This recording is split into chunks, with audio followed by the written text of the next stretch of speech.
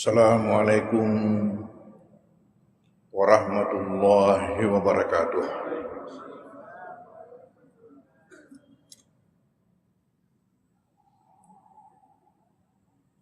Bismillahirrahmanirrahim. Alhamdulillahi rabbil alamin. Wassalatu wassalamu ala asyrafil anbiya'il mursalin Sayyidina Muhammadin wa ala alihi wa ashabihi wa atba'ihi ajma'in.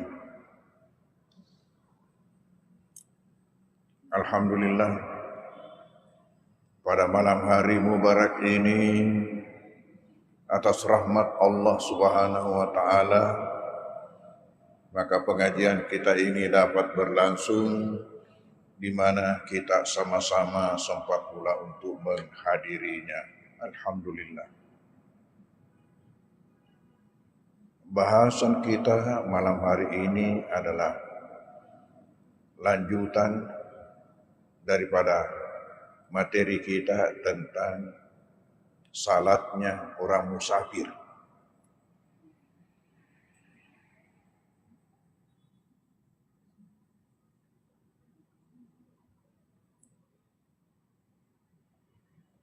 Bahwasanya salat adalah rukun Islam yang tidak boleh kita tinggalkan apabila kita telah memenuhi syarat sebagai mukallaf, akil balik, kecuali atas keringanan yang diberikan oleh Allah, dispensasi yang diberikan kepada orang-orang khusus. Siapa itu? Anak-anak sampai balik, akil balik.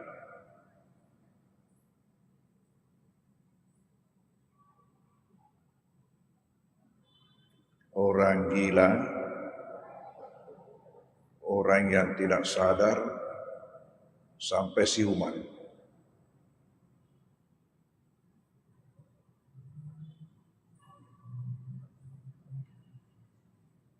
Kemudian wanita haid pada masa haidnya dan wanita melahirkan serta yang darah nifas.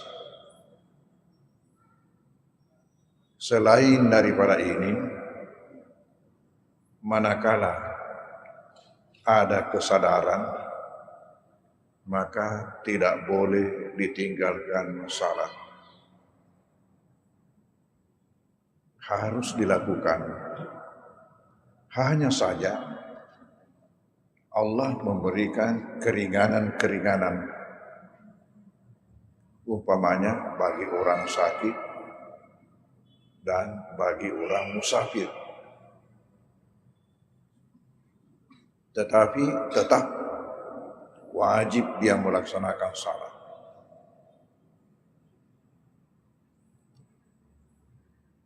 Beda dengan puasa,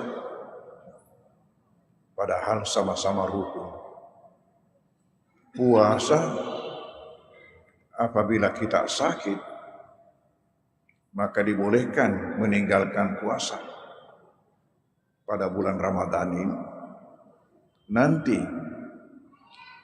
dia laksanakan apabila dia sembuh. Sementara bagi orang musafir tidak boleh dia tinggalkan salat, hanya diberikan keringanan di dalam pelaksanaannya.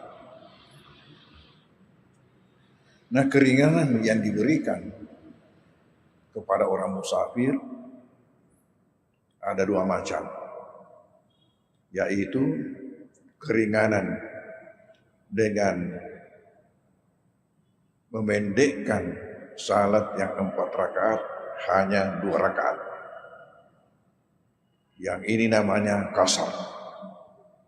Yang kedua, keringanan dengan mengumpulkan sekaligus melaksanakan duhur dengan asar, maghrib dengan isya, dan ini namanya jamak. Boleh seseorang memilih sesuai dengan kondisinya, boleh dia tetap melaksanakan salat itu sebagaimana ketika ia berada di kampung, yaitu sempurna dan dilaksanakan pada waktunya masing-masing. Boleh juga bagi musafir menjamak antara duhur dengan asar, maghrib dengan isya, tanpa dipendekkan, tanpa dikasar. Boleh juga ia hanya memendekkan, tetapi tetap melakukan pada waktunya masing-masing. Jadi hanya kasar tanpa jamak.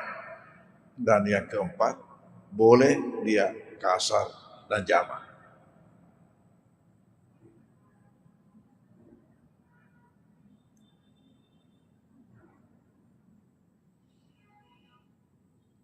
Nah, kapan dia boleh kasar dan jamak?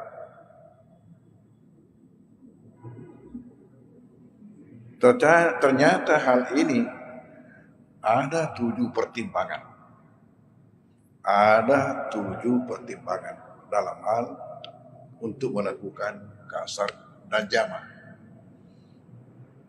Yang saya baru catat susunannya. Ialah pertama, mau kemana? Karena kalau kita mau bepergian itu pertama, saya mau ke mana? Saya mau ke Balikpapan, saya mau ke Timika, saya mau ke Jakarta, dan sebagainya. Terus itu, mau kemana?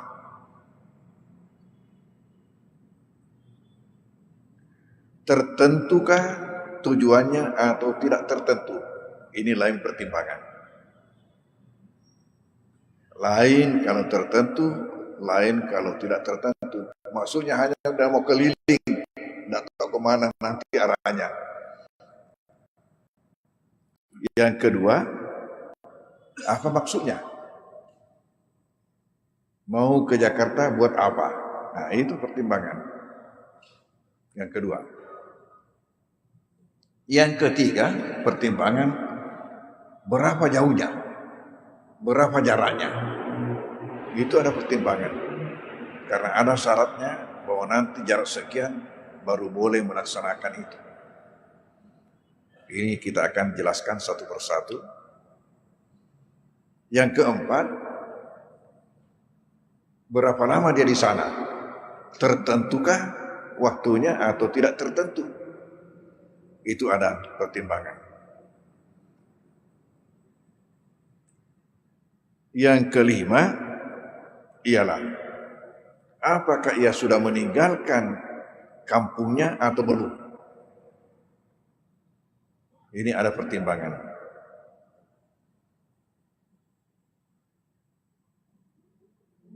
Yang keenam, salat yang dilakukan dalam perjalanan itu salat apa?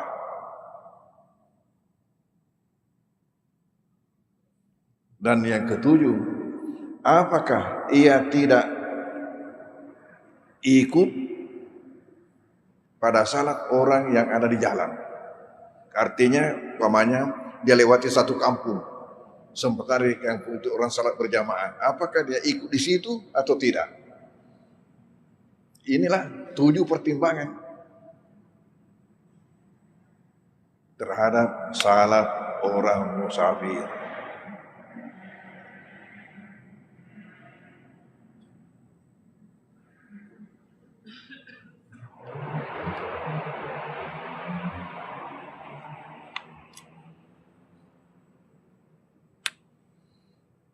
Nah, sekarang kita kembali. Pertama, mau kemana? Jelaskah arah tertentu?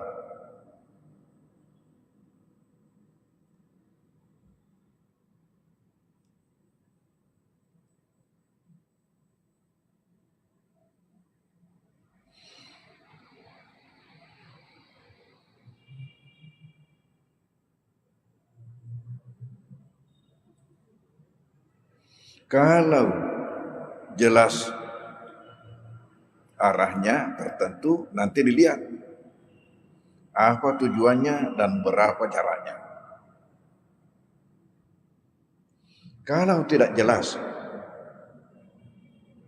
mau malili Allah, kata orang Bugis, malili Allah. Sebenarnya itu malili Allah, malili alam, nak gulilingi lino. Matuli di bawah nih, hanya keliling putar. Ini tidak boleh melakukan salat kasar dan jamak tadi itu kecuali apabila telah sampai 80 kilo perjalanannya. Sebelum sampai itu, ya tidak boleh melakukan kasar atau jamak. Kalau hanya malili Allah.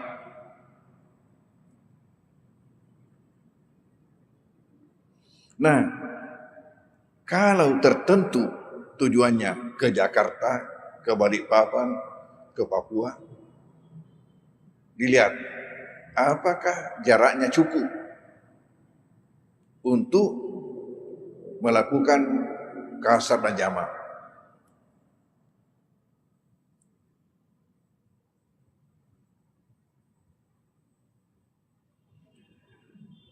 Berdasarkan riwayat Ibnu Umar dan Ibnu Abbas radhiyallahu anhuma, dikatakan yaksurane wa iftirani fi arbati burden. Keduanya ini melakukan kasrah dan keduanya tidak puasa dalam perjalanan 4 burd. Ini ukuran Arab. Wahya sitatu asyara farsahan, yaitu 16 farsah. Wa tusawi wahid wa samanin kilometer takriban, yaitu sama dengan kurang lebih 81 kilo. Kalau sekarang ini perhitungan kilometer.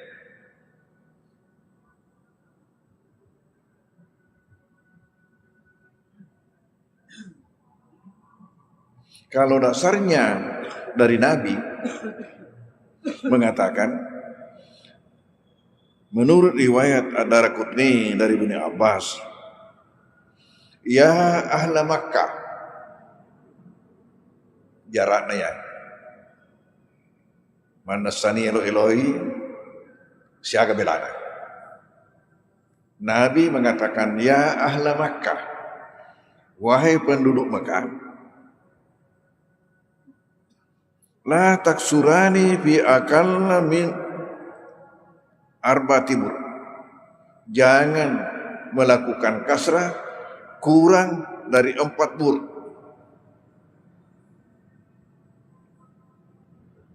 Min Makkah ila Asfan. Dari Mekah ke Asfan. Yang tadi itu sekitar 81 kilo. Wahai penduduk Mekah, jangan melakukan kasrah kurang dari 4 bur atau 81 kilo. Sama juga antara Mekah dengan Jeddah. Nah, bagaimana kalau kita ketemukan dalil yang menunjukkan bahwa Nabi melakukan ini sementara kurang dari itu, jarak yang lebih pendek? Jawabannya, kalau memang demikian, sementara beliau ada memusatkan bahwa jangan melakukan ini kurang dari ini, berarti itu adalah kekhususan Nabi yang perlu kita ikuti. Apabila berbeda dilakukan Nabi dengan berbeda yang disuruhkan, yang kita ikuti yang disuruhkan oleh Nabi. Contohnya, Nabi punya istri lebih dari 4. Sementara menurut Al-Quran dan menurut praktek pada masa Nabi, sahabat-sahabat yang punya istri lebih dari 4 disuruh ceraikan sebagiannya dan disisakan hanya 4. Berarti kekhususan Nabi ini, yang diperintahkan Nabi itu yang harus kita ikuti. Maka demikian juga ini mengenai perjalanan.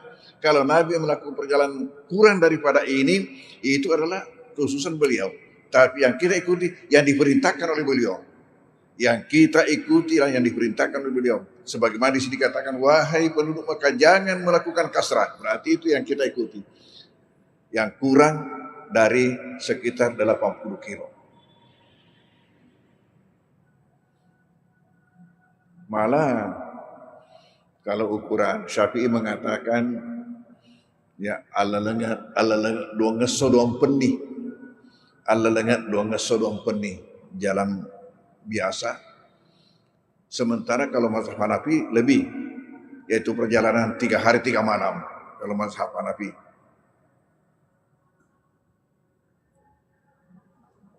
Ini jarak. Nah, macam ini itulah yang boleh melakukan kasrah dan jamak dalam perjalanan. Tertentu tujuannya dan jaraknya mencapai syarat. Syarat itu tadi.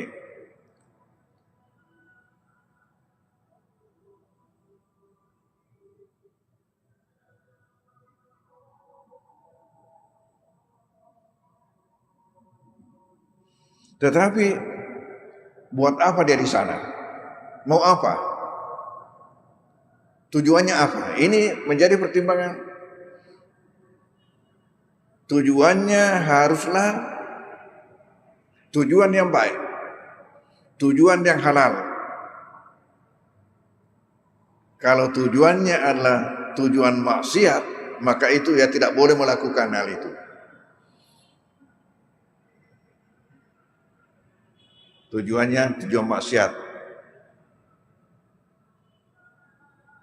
Umpamanya kalau ke Malaysia mau ke Genting Highlight. Di Malaysia itu namanya Genting Highlight, itu tempat judi. Tempat judi internasional di Malaysia. Namanya Genting Highlight. Tetapi orang Melayu tidak boleh masuk. Kalau di sana dikatakan orang Melayu pasti Muslim, pasti Islam. Pasti Islam. Orang Islam tidak boleh masuk. Yang boleh masuk di situ hanyalah non-Muslim. Tapi ini saya kira tidak cocok dipraktekkan di Indonesia. Karena walaupun ada aturannya mengatakan tidak boleh masuk Muslim, tapi kalau kena UUD, kena UUD, ujung-ujungnya duit, laba i.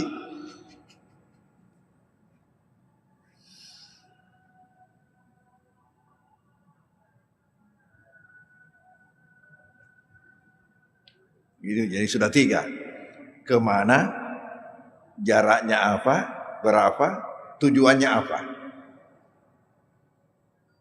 Kemana tertentu tujuannya. Kalau tertentu tujuannya, kapan nanti dia sudah tinggalkan rumahnya, sudah boleh dilakukan. Kalau jaraknya juga cukup, tadi itu. Ya, tertentu tujuannya dan niatnya halal. Sudah 3 syarat.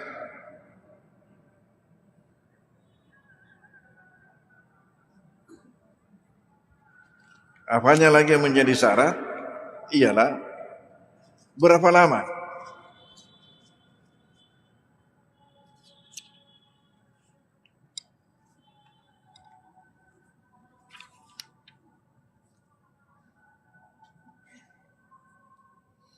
Di sini dikatakan alla yanwil musafir iqamata arba'ati ayyamin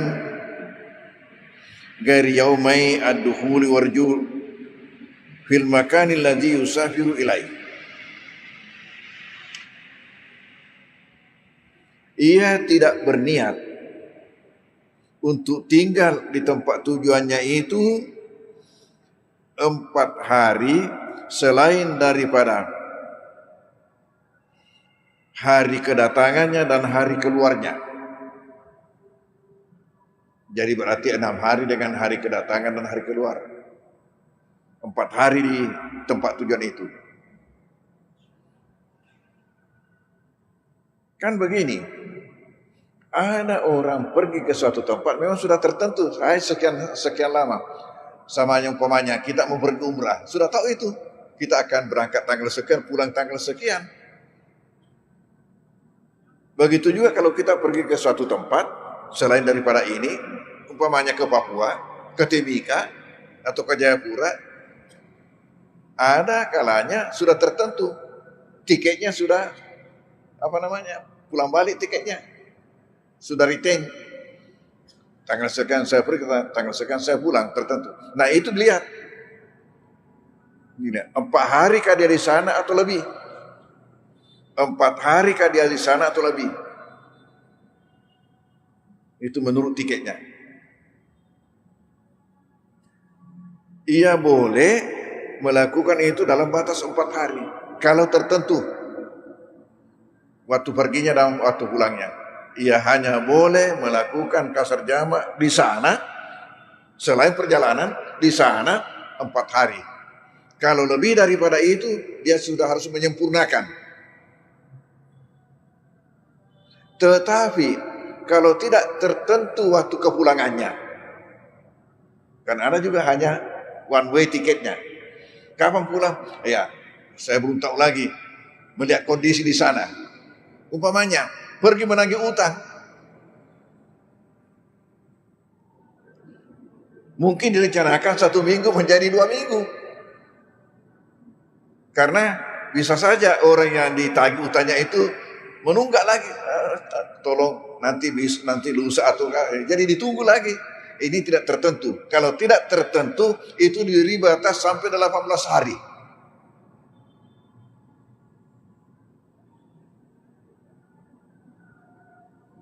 Dia boleh mengkasar dan menjamak.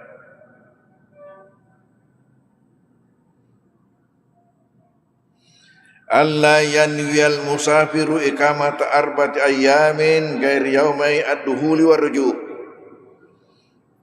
Yaitu si musafir tadi ini tidak berniat untuk tinggal 4 hari selain daripada hari masuknya, hari datangnya dan hari keluarnya, hari pulangnya. Fil makan ladzi yusafir, di tempat di mana dia musafir. Fa idza nawa dzalik, apabila ia berniat itu seperti berniat lebih, asbahatil baldatul lati yusafir laha, menjadilah negeri di mana ia pergi fi hukmi muatinihi, pada dalam hukum kampungnya. Kepereke ni kampung dan Nalawi. kalau sudah lebih. Wa mahalli ikamatihi, dan tempat tinggalnya. Falam ya'ud yajuzu lahu al-kasru fiha, maka tidak boleh lagi melakukan kasar di sana. Wa yabqa lahu hakul kasri fi at-tariq, dan tersisalah haknya untuk melakukan kasar di jalan, perjalanan pulang. Jadi saya ulangi, kita mau pergi ke satu tempat, tertentu atau tidak tertentu. Kalau tertentu, maka kita boleh nanti melakukan kasar jamak di perjalanan. Tapi kalau tidak tertentu, nanti boleh melakukan kasar jamak apabila sudah sampai 80 kilo. Kalau tidak tertentu. Dan ini juga syaratnya adalah dengan tujuan yang halal. Kalau tujuan maksiat tidak boleh, tidak berlaku baginya keringanan ini. Kemudian yang ketiga ialah berapa lama di sana, di tempat tujuan. Yang dibenarkan kalau tertentu waktunya, hanya berhak melakukan kasar jamak 4 hari di sana. Lebih dari itu dia harus menyempurnakan. Aku je ku mendeki umrah dega waktu matrubi ilalu berjamaah. Ya, lenyek nih aruki ya, lenyek nih kuletuk nih aru masalah. Karena itu tadi, ya bahwa empat hal boleh dilakukan orang musafir. Tetapi untuk kasar jamaknya ini ada syarat-syaratnya, inilah syarat-syaratnya.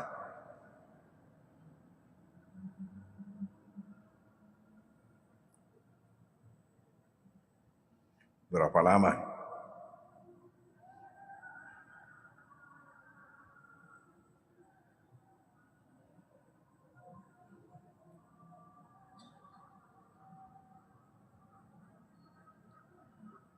Kalau tertentu waktu pulangnya hanya boleh mengkasar jamak kalau dia tinggal di sana itu 4 hari.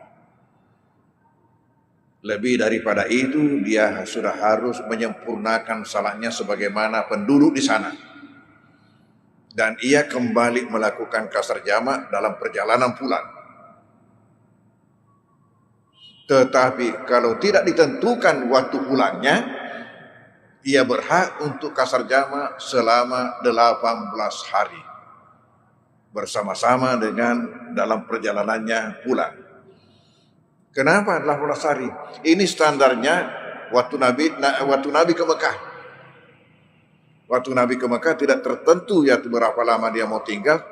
Ya, dan ternyata beliau itu melakukan kasar ini selama 18 hari baru pulang.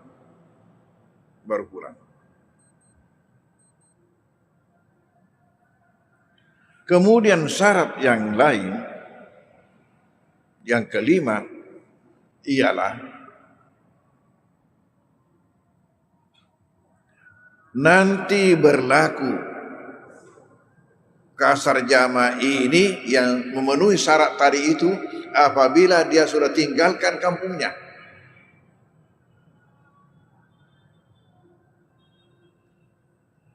Kalau belum dia tinggalkan kampungnya, belum bisa.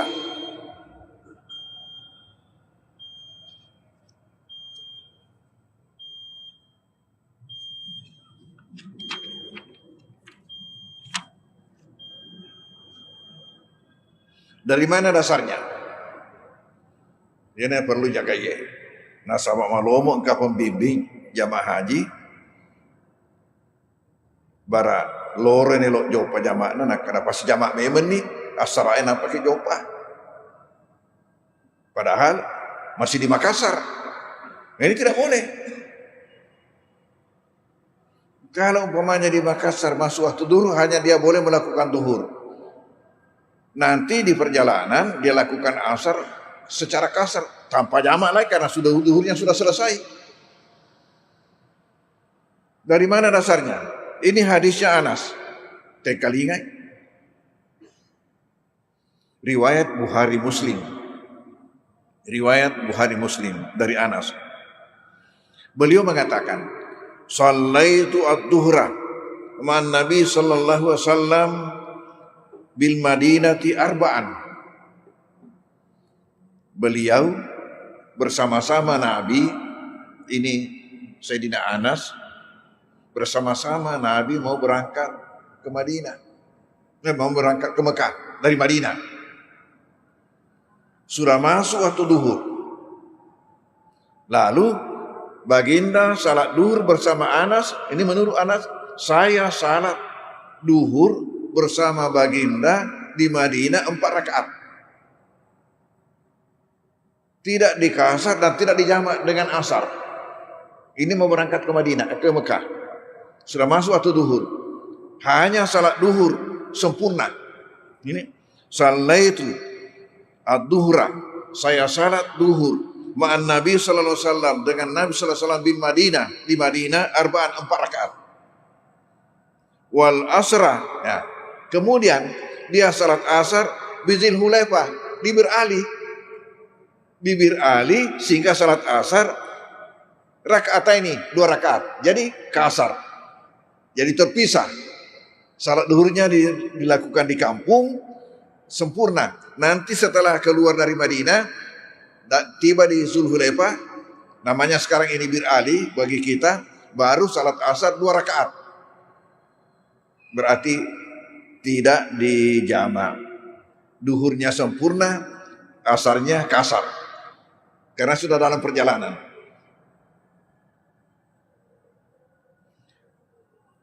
Wa Zulhulaifah, sementara Zulhulaifah harja umran al-Madinah, itu sudah keluar daripada batas Madinah, batas kota Madinah. Nah, inilah standar sehingga ulama mengatakan yang mau melakukan kasar jamak nanti dia telah meninggalkan batas kotanya, batas kampungnya.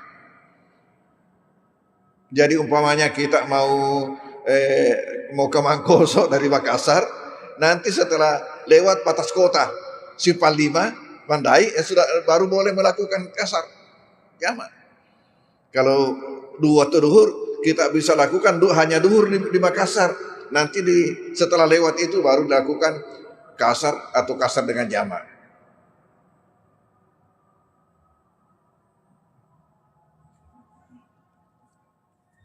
Lalu selanjutnya syarat yang ke-6 dan yang ke-7, insyaallah pengajian yang akan datang kita lanjutkan. Wallahu a'lam bishawab.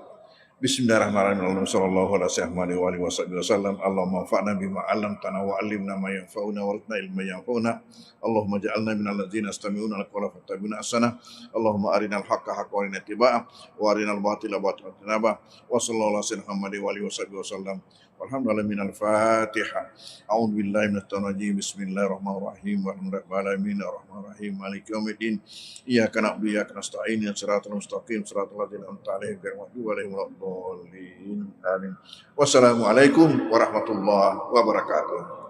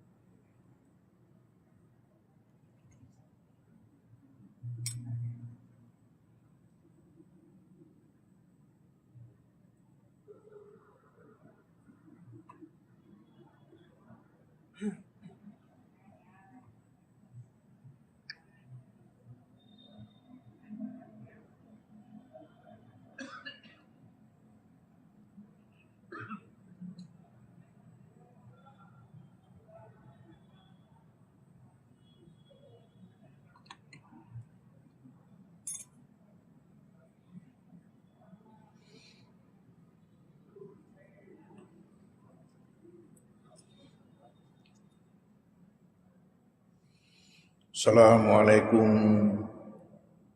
warahmatullahi wabarakatuh.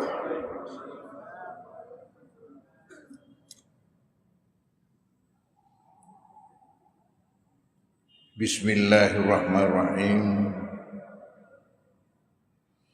Alhamdulillahi rabbil alamin.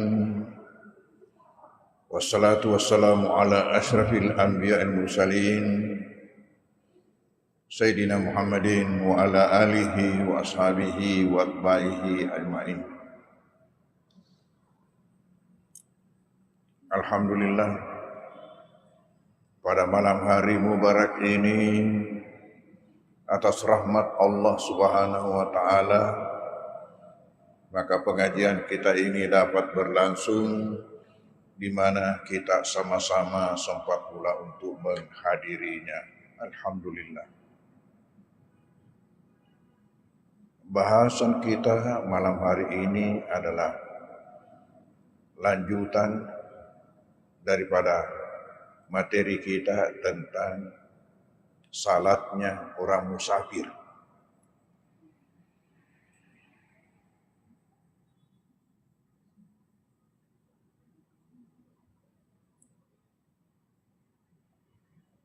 Bahwasanya salat adalah rukun Islam yang tidak boleh kita tinggalkan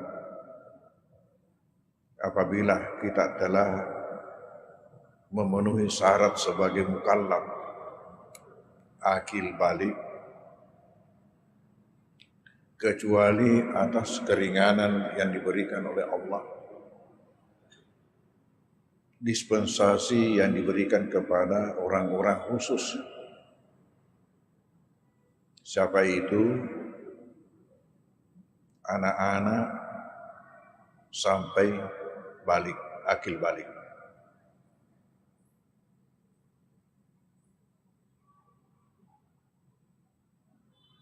Orang gila,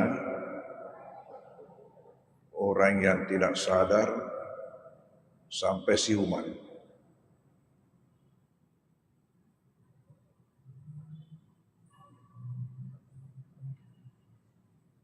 Kemudian wanita haid pada masa haidnya dan wanita melahirkan serta yang darah nifas. Selain daripada ini, manakala ada kesadaran, maka tidak boleh ditinggalkan salat. harus dilakukan. Hanya saja Allah memberikan keringanan-keringanan, umpamanya bagi orang sakit dan bagi orang musafir. Tetapi tetap wajib dia melaksanakan salat.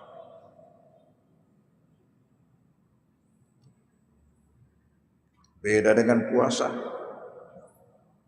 padahal sama-sama rukun.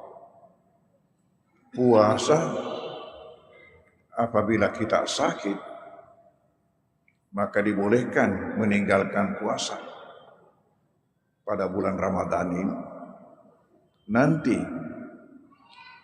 dia laksanakan apabila dia sembuh. Sementara bagi orang musafir tidak boleh dia tinggalkan salat, hanya diberikan keringanan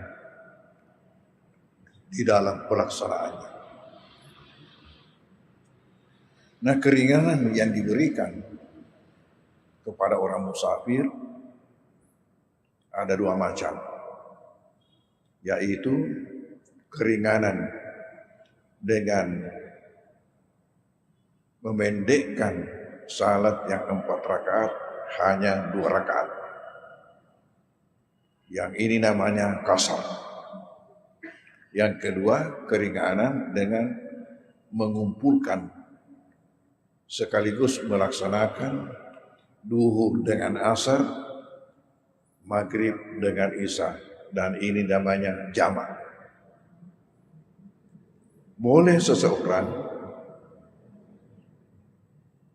memilih sesuai dengan kondisinya, boleh dia tetap melaksanakan salat itu sebagaimana ketika ia berada di kampung, yaitu sempurna dan dilaksanakan pada waktunya masing-masing. Boleh juga bagi musafir menjamak antara duhur dengan asar, maghrib dengan isya, tanpa dipendekkan, tanpa dikasar. Boleh juga ia hanya memendekkan, tetapi tetap melakukan pada waktunya masing-masing. Jadi hanya kasar tanpa jamak. Dan yang keempat, boleh dia kasar dan jamak.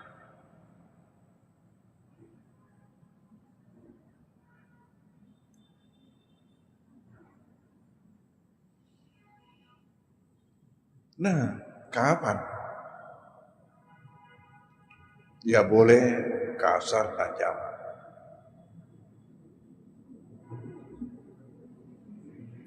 Ternyata hal ini ada 7 pertimbangan.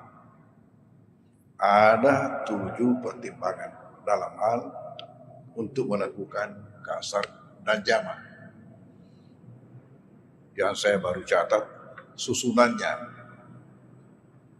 ialah pertama, mau kemana?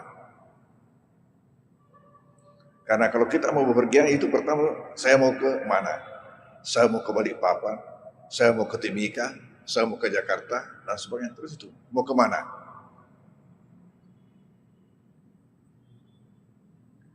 Tertentukah tujuannya atau tidak tertentu?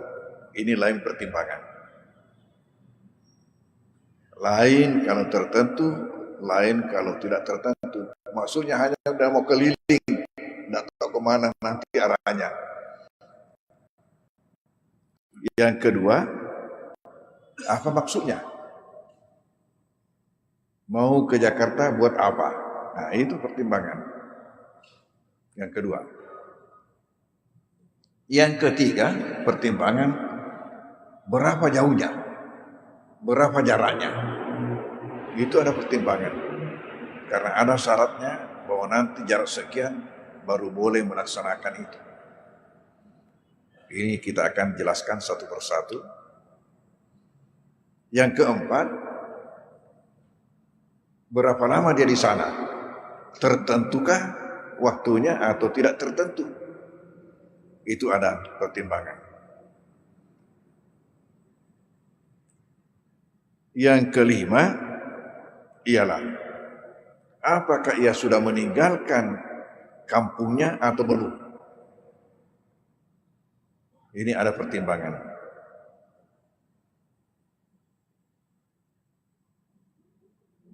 Yang keenam, salat yang dilakukan dalam perjalanan itu salat apa?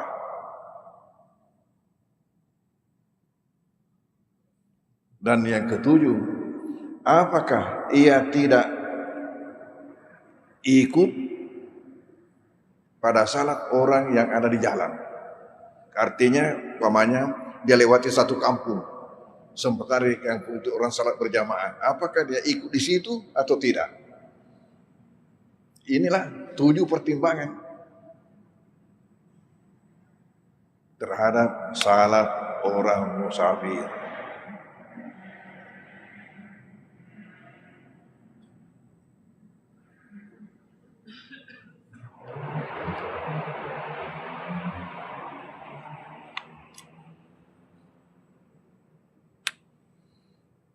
Nah, sekarang kita kembali. Pertama, mau kemana? Jelaskah arah tertentu?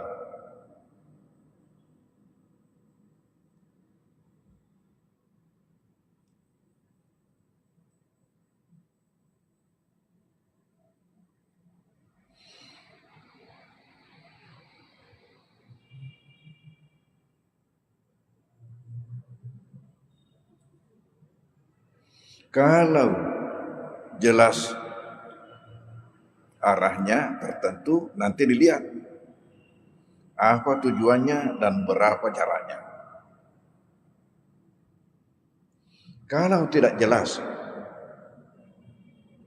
mau malili Allah, kata orang Bugis, malili Allah. Sebenarnya itu malili Allah, malili alam, nagulilingi lino. Matulili bawah mi, hanya keliling putar. Ini tidak boleh melakukan salat kasar dan jamak tadi itu kecuali apabila telah sampai 80 kilo perjalanannya. Sebelum sampai itu, ya tidak boleh melakukan kasar atau jamak. Kalau hanya malili Allah.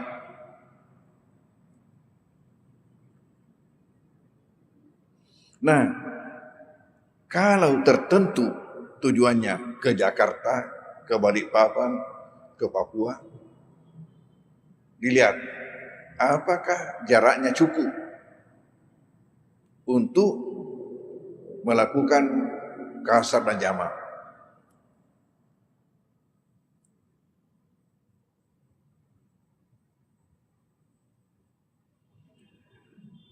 Berdasarkan riwayat Ibnu Umar dan Ibnu Abbas radhiyallahu anhuma, dikatakan yaksurane wa iftirani fi arbati burden. Keduanya ini melakukan kasrah dan keduanya tidak puasa dalam perjalanan 4 burd. Ini ukuran Arab. Wahya sitatu asyara farsahan, yaitu 16 farsah. Wa tusawi wahid wa samanin kilometer takriban, yaitu sama dengan kurang lebih 81 kilo. Kalau sekarang ini perhitungan kilometer.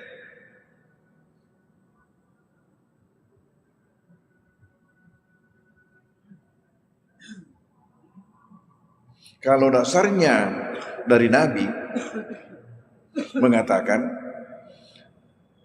menurut riwayat Ad-Daraqutni dari Ibnu Abbas, ya ahla Makkah, jaraknya ya, manasani elo Elohi siaga belana.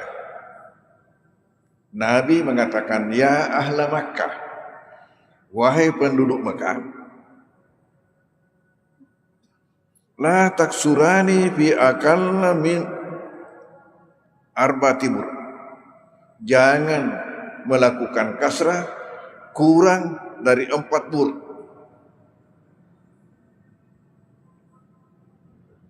Min Makkah ila Asfan.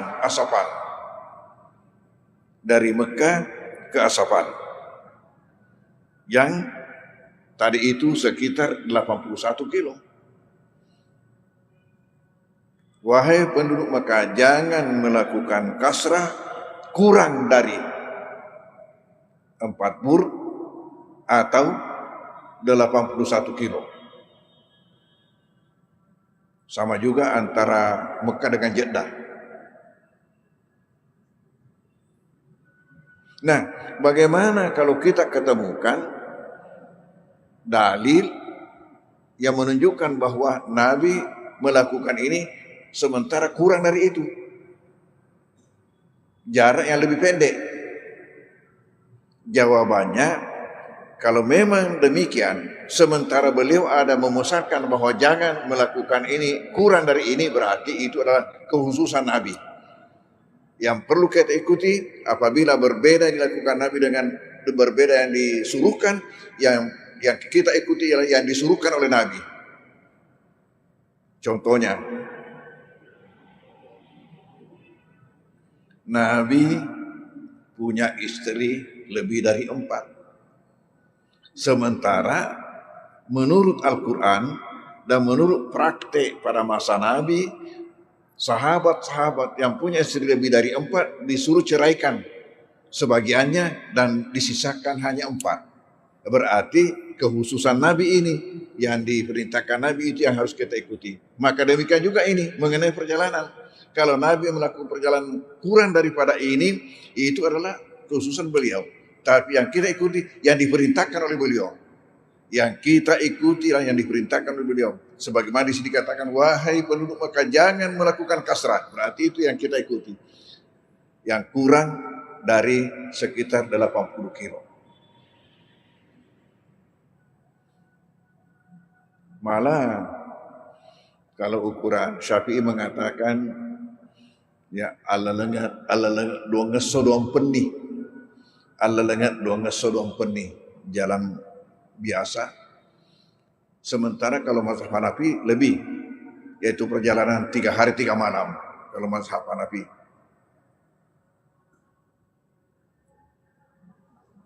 Ini jarak. Nah, macam ini itulah yang boleh melakukan kasrah dan jamak dalam perjalanan. Tertentu tujuannya dan jaraknya mencapai syarat. Syarat itu tadi.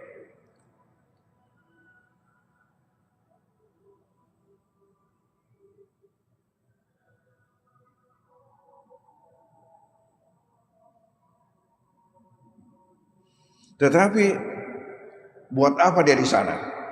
Mau apa? Tujuannya apa? Ini menjadi pertimbangan.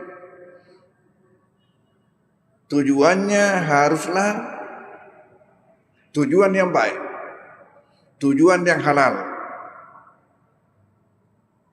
Kalau tujuannya adalah tujuan maksiat, maka itu ya tidak boleh melakukan hal itu.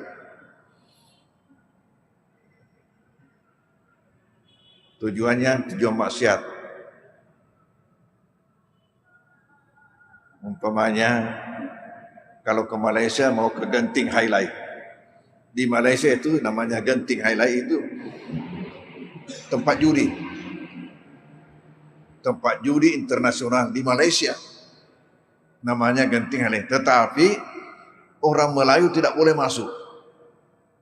Kalau di sana dikatakan orang Melayu pasti Muslim, pasti Islam. Pasti Islam. Orang Islam tidak boleh masuk. Yang boleh masuk di situ hanyalah non-Muslim. Tapi ini saya kira tidak cocok dipraktekkan di Indonesia. Karena walaupun ada aturannya mengatakan tidak boleh masuk Muslim, tapi kalau kena UUD, kena UUD, ujung-ujungnya duit, laba ih.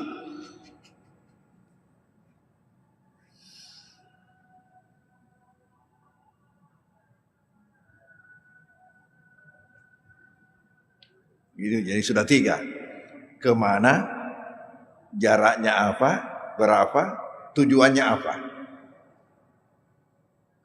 Kemana tertentu tujuannya, kalau tertentu tujuannya, kapan nanti dia sudah tinggalkan rumahnya, sudah boleh dilakukan.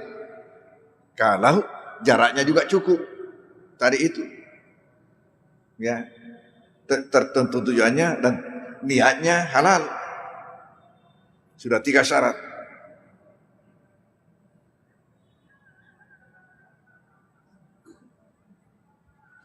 Apanya lagi yang menjadi syarat? Ialah berapa lama?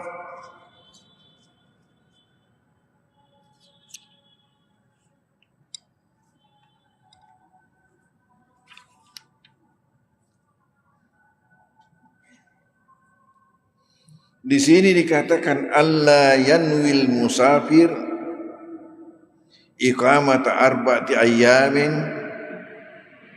ghairi yaumai ad-dukhuli warju' fil makani alladhi yusafiru ilaih.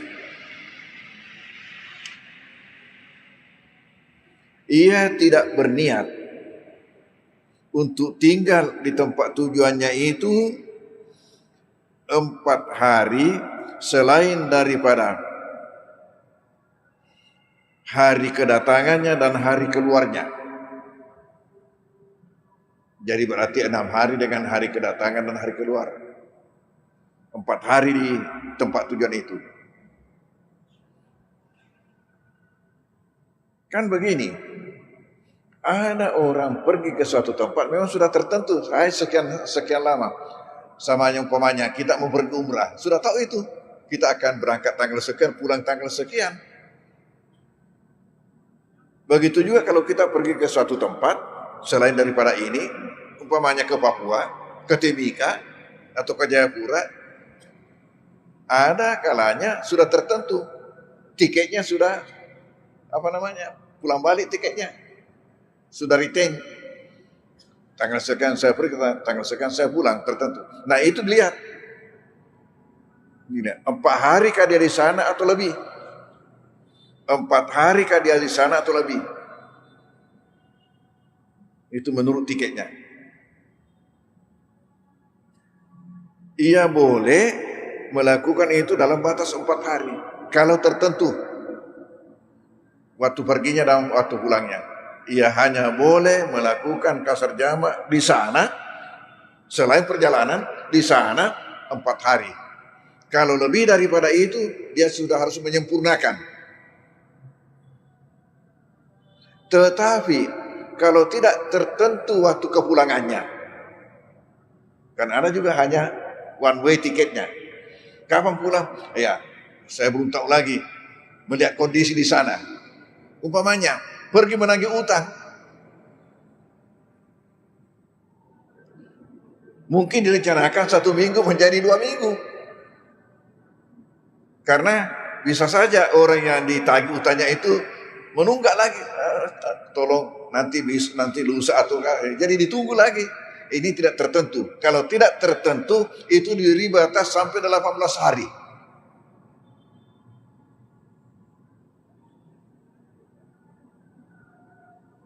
Dia boleh mengkasar dan menjamak.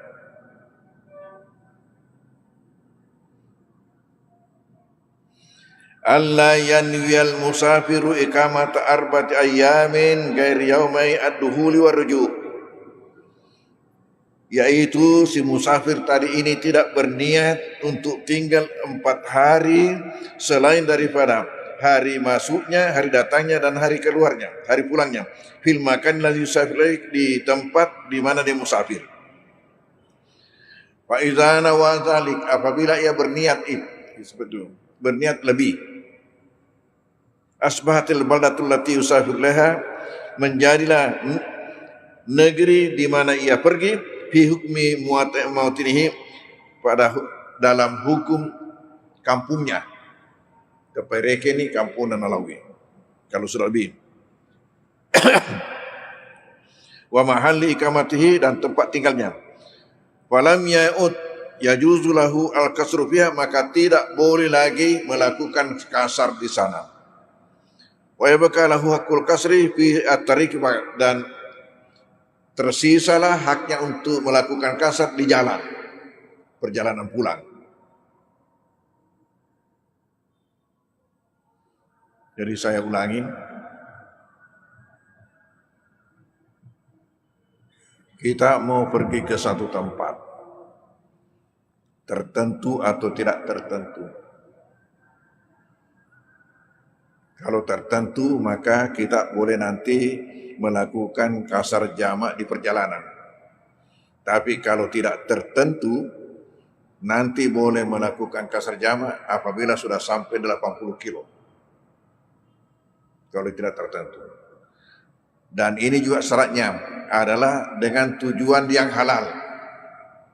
Kalau tujuan maksiat tidak boleh, tidak berlaku baginya keringanan ini. Kemudian yang ketiga ialah berapa lama di sana, di tempat tujuan. Yang dibenarkan kalau tertentu waktunya, hanya berhak melakukan kasar jamak 4 hari di sana. Lebih dari itu dia harus menyempurnakan. Apa je ku mendeki umrah dega waktu matrubi ilalu berjamaah. Ya, lenyek nih aruki ya, lenyek nih kuletuk nih aruh masalah. Tapi karena itu tadi, ya bahwa empat hal boleh dilakukan orang musafir. Tetapi untuk kasar jamaknya ini ada syarat-syaratnya, inilah syarat-syaratnya.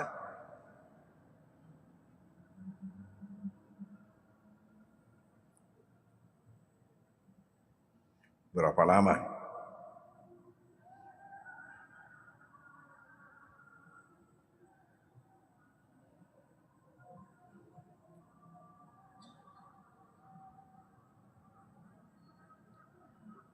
Kalau tertentu waktu pulangnya hanya boleh mengkasar jamak kalau dia tinggal di sana itu 4 hari. Lebih daripada itu dia sudah harus menyempurnakan salahnya sebagaimana penduduk di sana. Dan ia kembali melakukan kasar jamak dalam perjalanan pulang.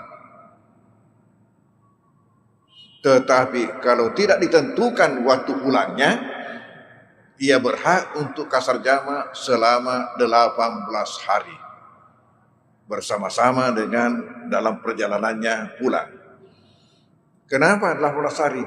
Ini standarnya waktu Nabi ke Mekah. Waktu Nabi ke Mekah tidak tertentu ya berapa lama dia mau tinggal, ya. Dan ternyata beliau itu melakukan kasar ini selama 18 hari baru pulang.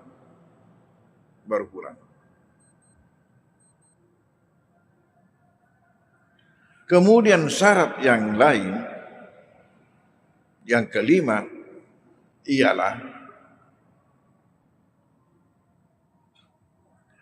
nanti berlaku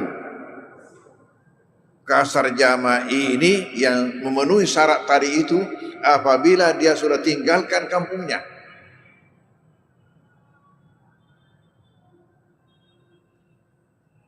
Kalau belum dia tinggalkan kampungnya, belum bisa.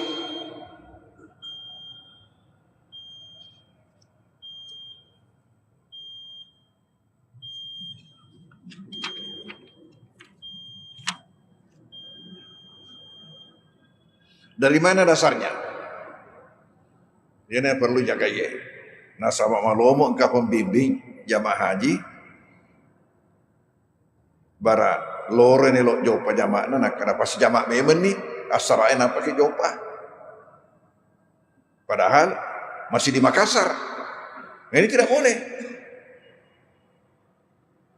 Kalau umpamanya di Makassar masuk waktu duhur, hanya dia boleh melakukan duhur. Nanti di perjalanan dia lakukan asar secara kasar tanpa jamak lagi karena sudah duhurnya sudah selesai. Dari mana dasarnya? Ini hadisnya Anas. Kali ingat riwayat Bukhari Muslim. Riwayat Bukhari Muslim dari Anas.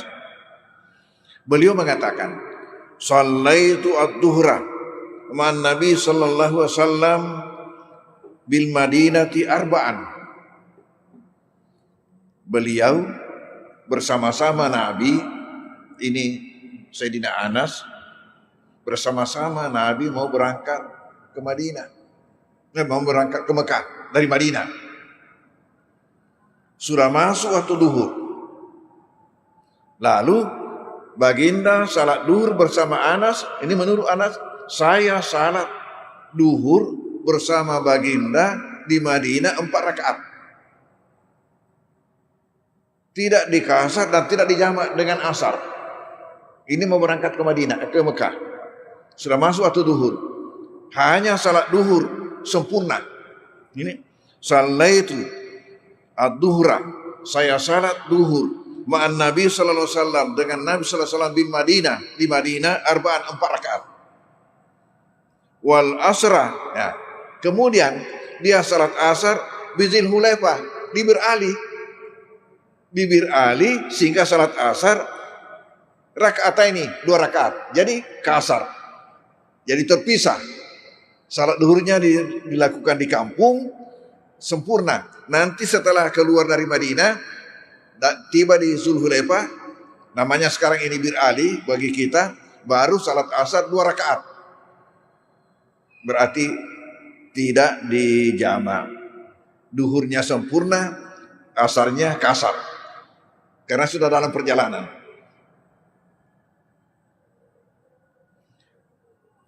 Wa Zulhulaifah, sementara Zulhulaifah hari umrah al-Madinah, itu sudah keluar daripada batas Madinah, batas kota Madinah. Nah, inilah standar, sehingga ulama mengatakan yang mau melakukan kasar jamak nanti dia telah meninggalkan batas kotanya, batas kampungnya. Jadi umpamanya kita mau ke Mangkoso dari Makassar, nanti setelah lewat batas kota Simpang 5, Bandai, sudah baru boleh melakukan kasar jamak. Kalau waktu duhur kita bisa lakukan hanya duhur di Makassar. Nanti setelah lewat itu baru dilakukan kasar atau kasar dengan jamak.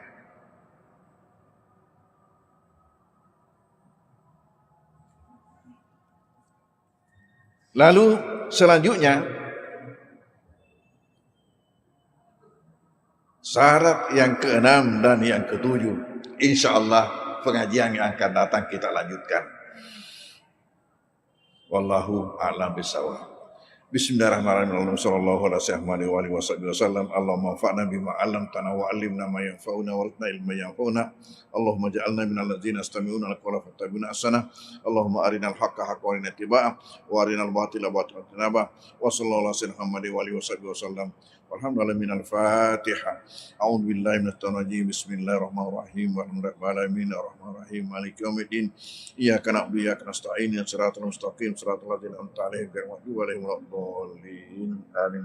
Wassalamualaikum warahmatullahi wabarakatuh.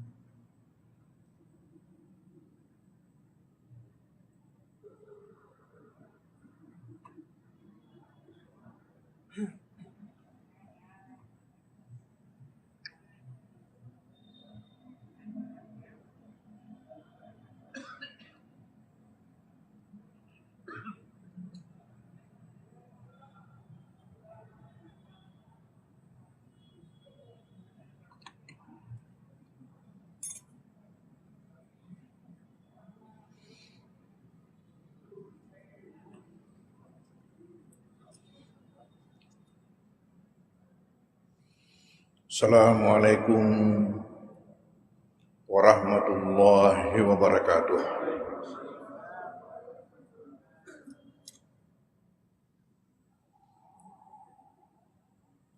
Bismillahirrahmanirrahim. Alhamdulillahi rabbil alamin. Wassalatu wassalamu ala asyrafil anbiya'il mursalin Sayyidina Muhammadin wa ala alihi wa ashabihi wa atba'ihi ajma'in. Alhamdulillah, pada malam hari mubarak ini atas rahmat Allah Subhanahu wa taala maka pengajian kita ini dapat berlangsung di mana kita sama-sama sempat pula untuk menghadirinya. Alhamdulillah.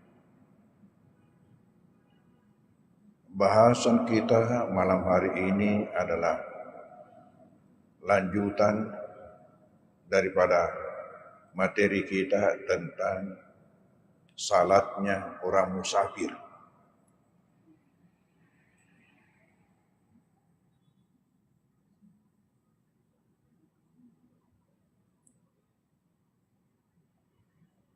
Bahwasanya salat adalah rukun Islam yang tidak boleh kita tinggalkan apabila kita telah memenuhi syarat sebagai mukallaf, akil balik,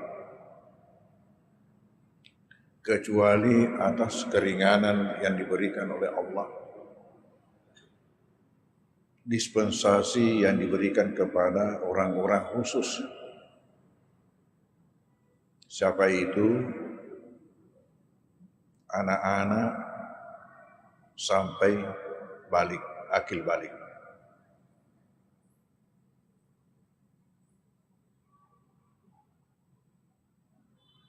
Orang gila, orang yang tidak sadar, sampai siuman.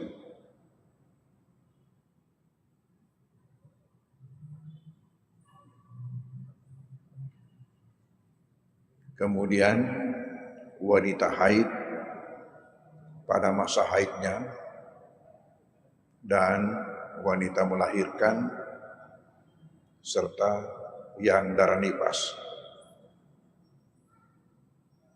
Selain daripada ini, manakala ada kesadaran, maka tidak boleh ditinggalkan salat. harus dilakukan. Hanya saja Allah memberikan keringanan-keringanan, umpamanya bagi orang sakit dan bagi orang musafir. Tetapi tetap wajib dia melaksanakan salat.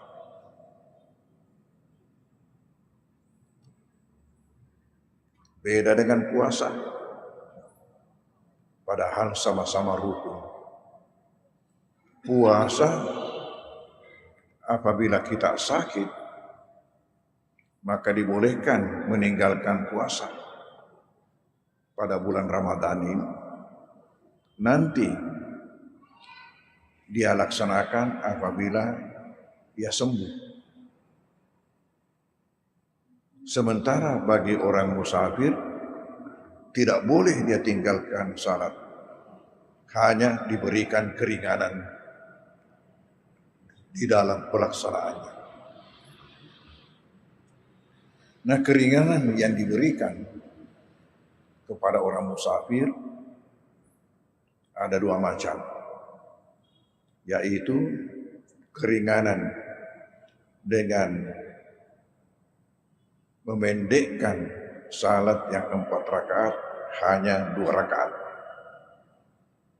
Yang ini namanya qasar. Yang kedua, keringanan dengan mengumpulkan sekaligus melaksanakan duhur dengan asar, maghrib dengan isya, dan ini namanya jamak. Boleh seseorang memilih sesuai dengan kondisinya, boleh dia tetap melaksanakan salat itu sebagaimana ketika ia berada di kampung, yaitu sempurna dan dilaksanakan pada waktunya masing-masing. Boleh juga bagi musafir menjamak antara duhur dengan asar, maghrib dengan isya, tanpa dipendekkan, tanpa dikasar. Boleh juga ia hanya memendekkan, tetapi tetap melakukan pada waktunya masing-masing. Jadi hanya kasar tanpa jamak. Dan yang keempat, boleh dia kasar dan jamak.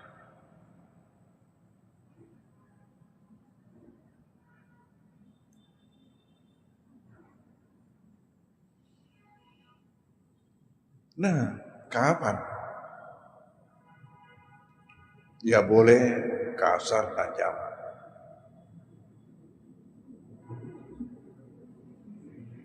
Ternyata hal ini ada 7 pertimbangan. Ada 7 pertimbangan dalam hal untuk melakukan kasar dan jamak. Yang saya baru catat susunannya ialah pertama, mau kemana? Karena kalau kita mau bepergian itu pertama, saya mau ke mana? Saya mau ke Balikpapan, saya mau ke Timika, saya mau ke Jakarta, dan sebagainya. Terus itu, mau kemana?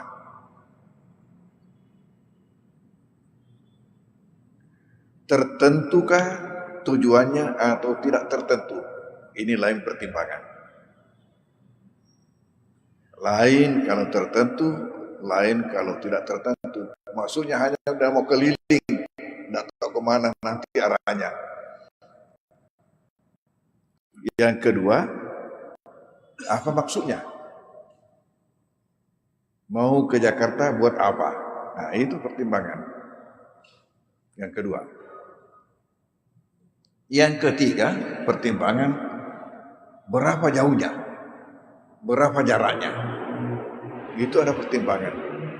Karena ada syaratnya bahwa nanti jarak sekian baru boleh melaksanakan itu. Ini kita akan jelaskan satu persatu. Yang keempat, berapa lama dia di sana? Tertentukah waktunya atau tidak tertentu? Itu ada pertimbangan. Yang kelima ialah apakah ia sudah meninggalkan kampungnya atau belum. Ini ada pertimbangan.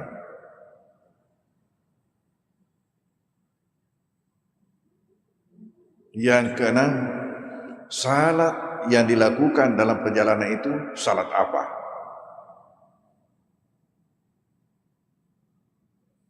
Dan yang ketujuh, apakah ia tidak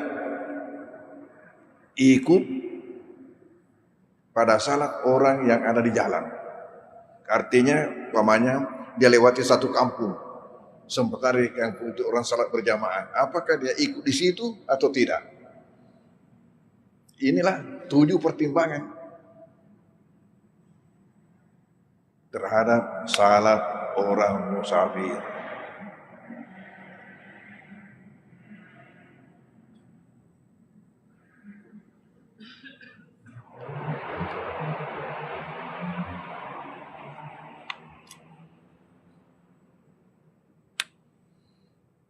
Nah, sekarang kita kembali. Pertama, mau kemana? Jelaskah arah tertentu?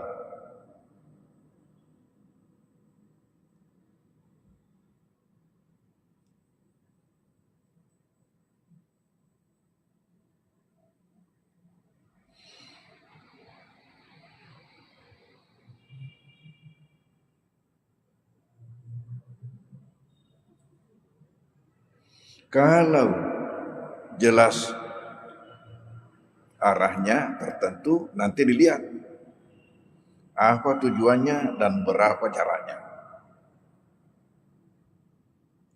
Kalau tidak jelas, mau malili Allah, kata orang Bugis, malili Allah. Sebenarnya itu malili Allah, malili alam, nak gulilingi lino. Matuli di bawah nih, hanya keliling putar. Ini tidak boleh melakukan salat kasar dan jamak tadi itu kecuali apabila telah sampai 80 kilo perjalanannya. Sebelum sampai itu, ya tidak boleh melakukan kasar atau jamak. Kalau hanya malili Allah.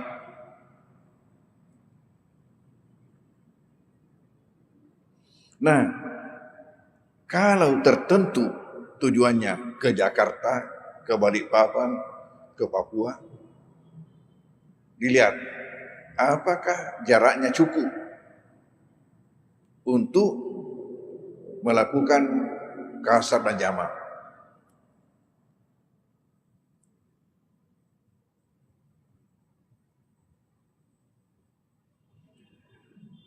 Berdasarkan riwayat Ibnu Umar dan Ibnu Abbas radhiyallahu anhuma, dikatakan yaksurane wa iftirani fi arbati burden. Keduanya ini melakukan kasrah dan keduanya tidak puasa dalam perjalanan 4 burd. Ini ukuran Arab. Wahya sitatu asyara farsahan, yaitu 16 farsah. Wa tusawi wahid wa samanin kilometer takriban, yaitu sama dengan kurang lebih 81 kilo. Kalau sekarang ini perhitungan kilometer.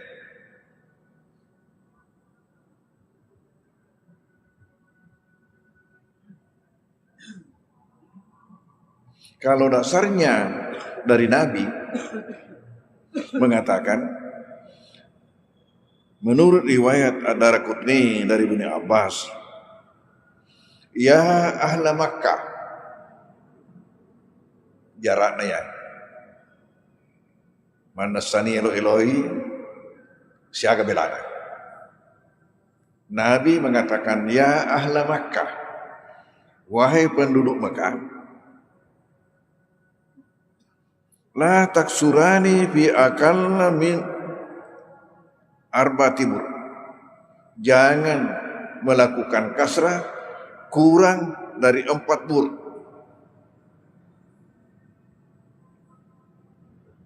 Min Makkah ila Asfan. Dari Mekah ke Asfan. Yang tadi itu sekitar 81 kilo. Wahai penduduk Mekah, jangan melakukan kasrah kurang dari 4 bur atau 81 kilo. Sama juga antara Mekah dengan Jeddah. Nah, bagaimana kalau kita ketemukan dalil yang menunjukkan bahwa Nabi melakukan ini sementara kurang dari itu, jarak yang lebih pendek? Jawabannya, kalau memang demikian, sementara beliau ada memusatkan bahwa jangan melakukan ini kurang dari ini, berarti itu adalah kekhususan Nabi yang perlu kita ikuti. Apabila berbeda dilakukan Nabi dengan berbeda yang disuruhkan, yang kita ikuti ialah yang disuruhkan oleh Nabi. Contohnya, Nabi punya istri lebih dari 4. Sementara menurut Al-Quran dan menurut praktek pada masa Nabi, sahabat-sahabat yang punya istri lebih dari 4 disuruh ceraikan sebagiannya dan disisakan hanya 4. Berarti kekhususan Nabi ini, yang diperintahkan Nabi itu yang harus kita ikuti. Maka demikian juga ini mengenai perjalanan.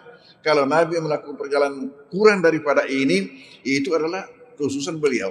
Tapi yang kita ikuti yang diperintahkan oleh beliau. Yang kita ikuti yang diperintahkan oleh beliau. Sebagaimana di sini dikatakan, wahai penduduk Makkah, jangan melakukan kasrah. Berarti itu yang kita ikuti. Yang kurang dari sekitar 80 kilo. Malah kalau ukuran Syafi'i mengatakan, ya Allah lengat dua ngeso doang peni, Allah lengat dua ngeso doang peni jalan biasa. Sementara kalau mazhab Hanafi lebih, yaitu perjalanan 3 hari 3 malam kalau mazhab Hanafi.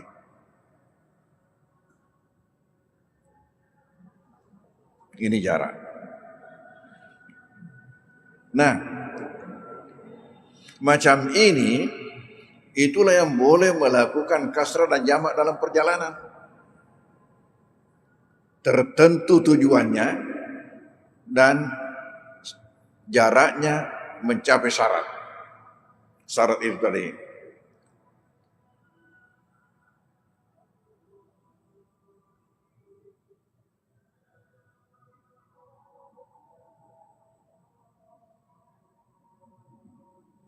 Tetapi buat apa dia di sana? Mau apa? Tujuannya apa? Ini menjadi pertimbangan. Tujuannya haruslah tujuan yang baik, tujuan yang halal. Kalau tujuannya adalah tujuan maksiat, maka itu ya tidak boleh melakukan hal itu.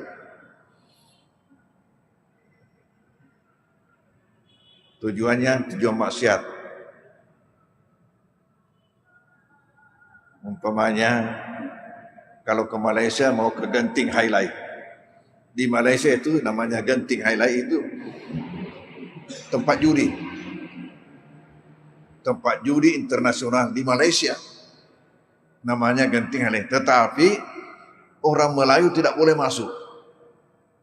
Kalau di sana dikatakan orang Melayu pasti Muslim, pasti Islam. Pasti Islam. Orang Islam tidak boleh masuk. Yang boleh masuk di situ hanyalah non-Muslim. Tapi ini saya kira tidak cocok dipraktekkan di Indonesia. Karena walaupun ada aturannya mengatakan tidak boleh masuk Muslim, tapi kalau kena UUD, kena UUD, ujung-ujungnya duit, laba i.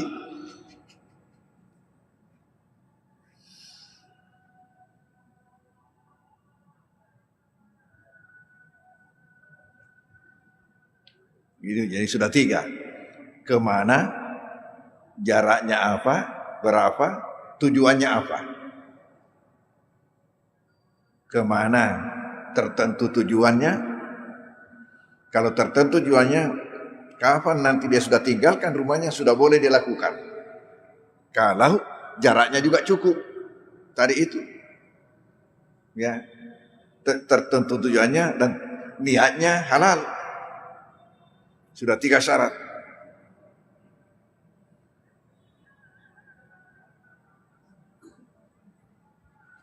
Apanya lagi yang menjadi syarat? Ialah berapa lama?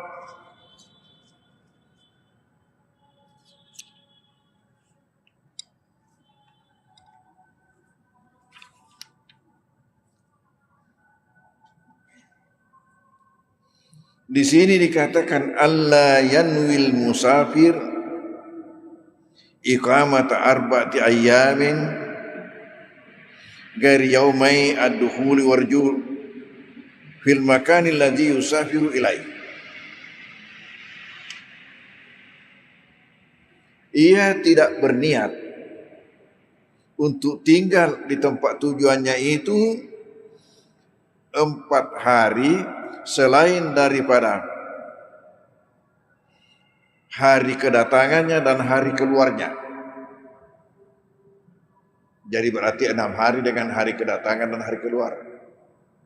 4 hari di tempat tujuan itu. Kan begini, ada orang pergi ke suatu tempat memang sudah tertentu, saya sekian lama. Sama yang umpamanya kita mau pergi umrah, sudah tahu itu. Kita akan berangkat tanggal sekian, pulang tanggal sekian.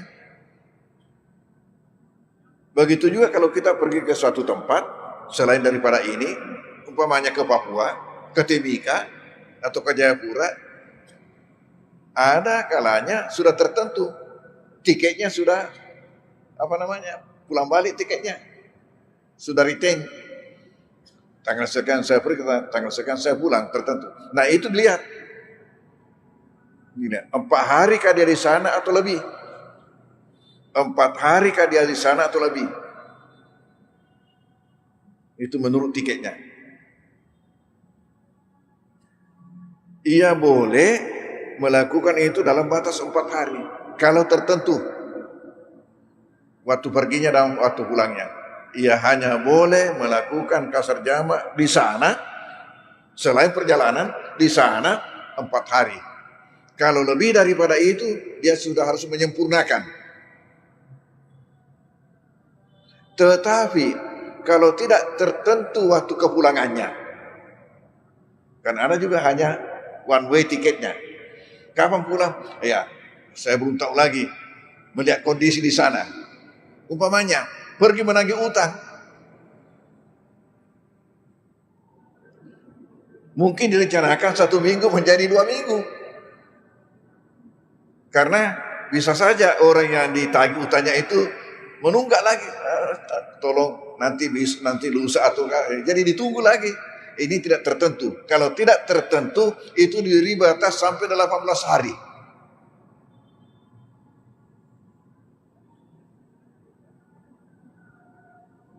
Dia boleh mengkasar dan menjamak.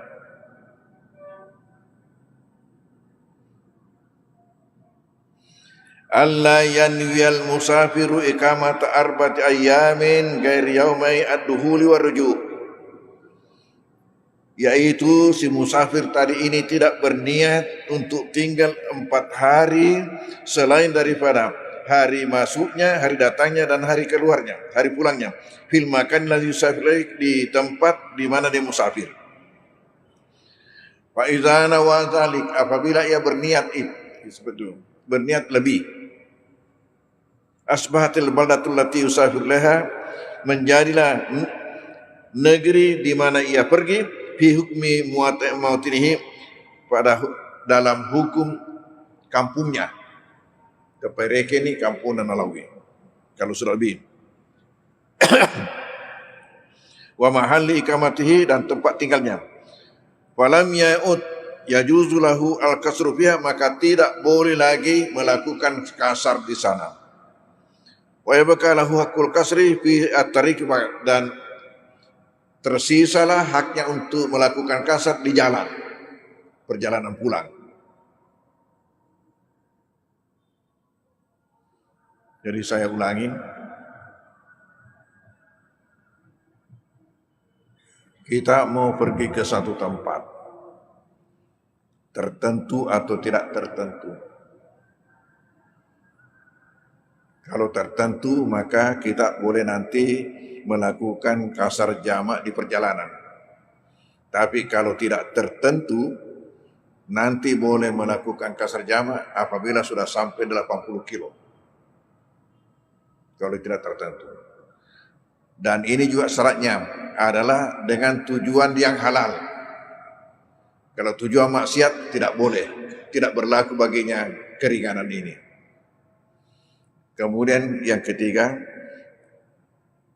ialah berapa lama di sana, di tempat tujuan. Yang dibenarkan kalau tertentu waktunya, hanya berhak melakukan kasar jamak 4 hari di sana. Lebih dari itu dia harus menyempurnakan. Apa je ku mendeki umrah dega waktu matrubi ilalu berjamaah. Ya, lenyek nih aruki ya, lenyek nih kuletuk nih aruh masalah. Tapi karena itu tadi, ya bahwa empat hal boleh dilakukan orang musafir. Tetapi untuk kasar jamaknya ini ada syarat-syaratnya, inilah syarat-syaratnya.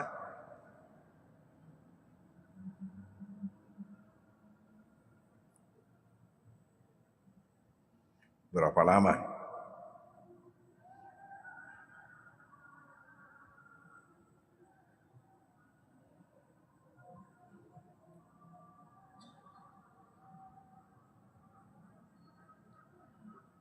Kalau tertentu waktu pulangnya hanya boleh mengkasar jamak kalau dia tinggal di sana itu 4 hari. Lebih daripada itu dia sudah harus menyempurnakan salatnya sebagaimana penduduk di sana. Dan ia kembali melakukan kasar jamak dalam perjalanan pulang. Tetapi kalau tidak ditentukan waktu pulangnya, ia berhak untuk kasar jamak selama 18 hari. Bersama-sama dengan dalam perjalanannya pulang. Kenapa 18 hari?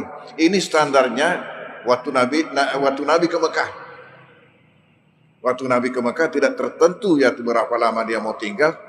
Ya, dan ternyata beliau itu melakukan kasar ini selama 18 hari baru pulang.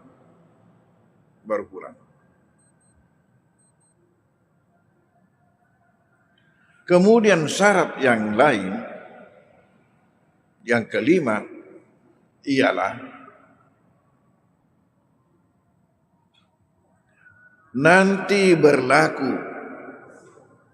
kasar jamak ini yang memenuhi syarat tadi itu apabila dia sudah tinggalkan kampungnya.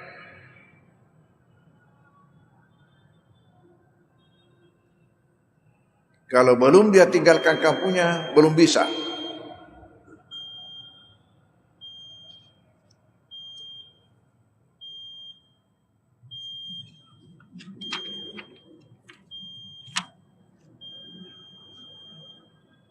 Dari mana dasarnya?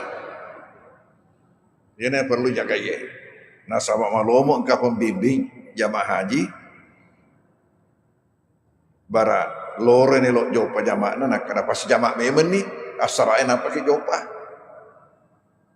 Padahal masih di Makassar. Ini tidak boleh.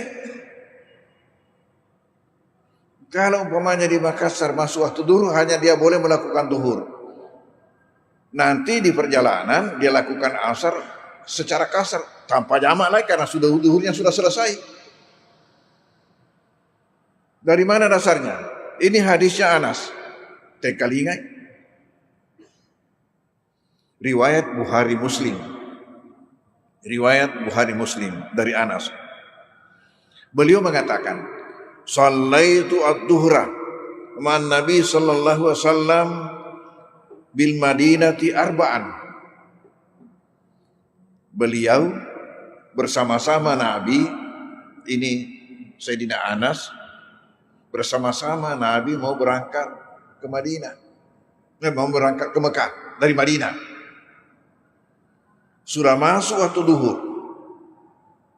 Lalu baginda salat duhur bersama Anas. Ini menurut Anas, saya salat duhur bersama baginda di Madinah 4 rakaat.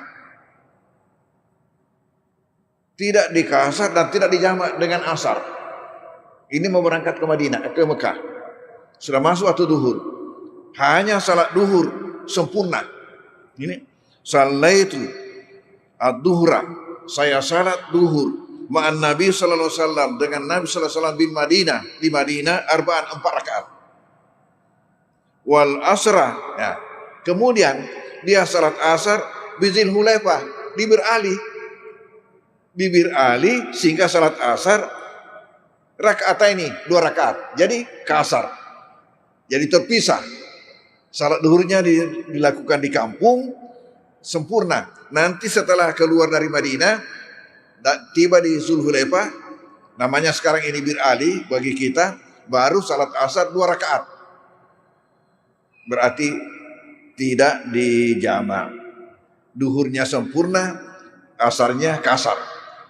Karena sudah dalam perjalanan.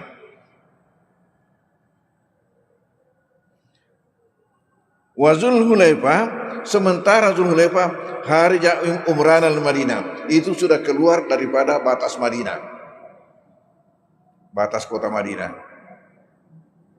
Nah, inilah standar, sehingga ulama mengatakan yang mau melakukan kasar jamak nanti dia telah meninggalkan batas kotanya, batas kampungnya. Jadi umpamanya kita mau ke Mangkoso dari Makassar, nanti setelah lewat batas kota Simpang 5, Bandai, sudah baru boleh melakukan kasar jamak. Kalau dua duhur kita bisa lakukan hanya duhur di Makassar. Nanti setelah lewat itu baru dilakukan kasar atau kasar dengan jamak.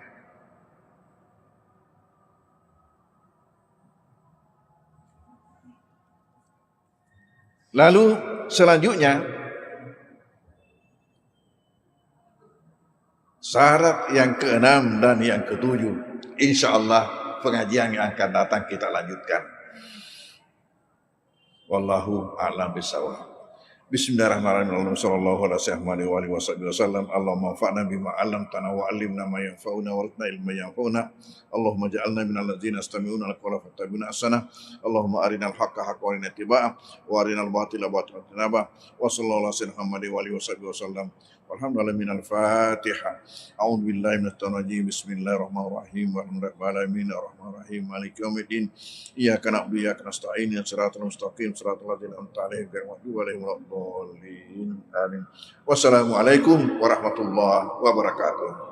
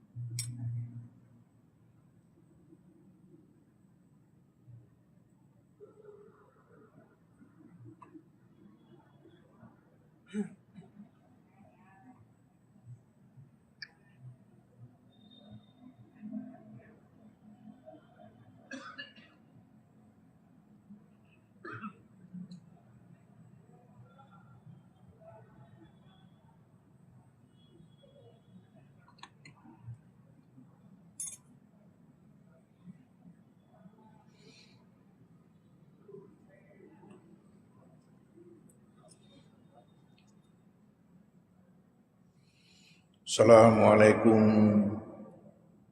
warahmatullahi wabarakatuh.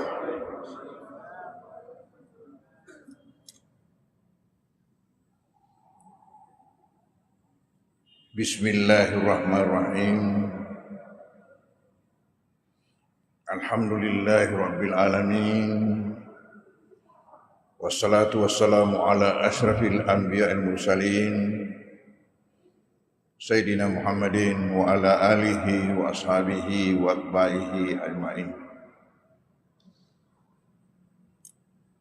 Alhamdulillah, pada malam hari mubarak ini, atas rahmat Allah Subhanahu wa ta'ala, maka pengajian kita ini dapat berlangsung di mana kita sama-sama sempat pula untuk menghadirinya. Alhamdulillah. Bahasan kita malam hari ini adalah lanjutan daripada materi kita tentang salatnya orang musafir.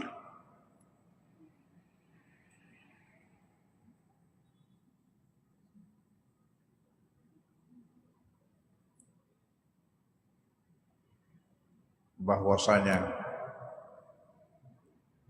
salat adalah rukun Islam yang tidak boleh kita tinggalkan apabila kita telah memenuhi syarat sebagai mukallaf, akil balik, kecuali atas keringanan yang diberikan oleh Allah, dispensasi yang diberikan kepada orang-orang khusus. Siapa itu? Anak-anak sampai balik, akil balik.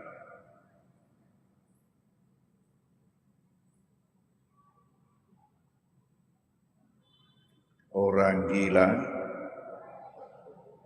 orang yang tidak sadar, sampai siuman.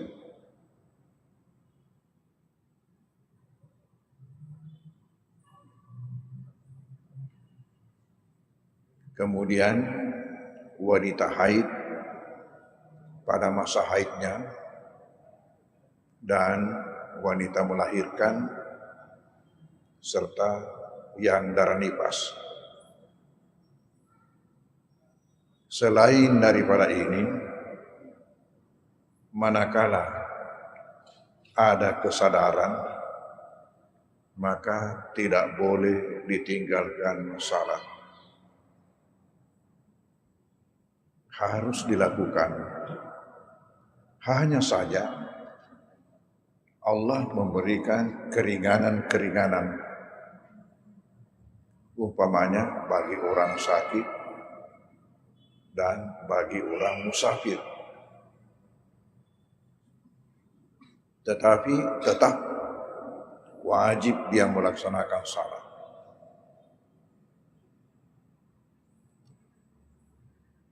Beda dengan puasa,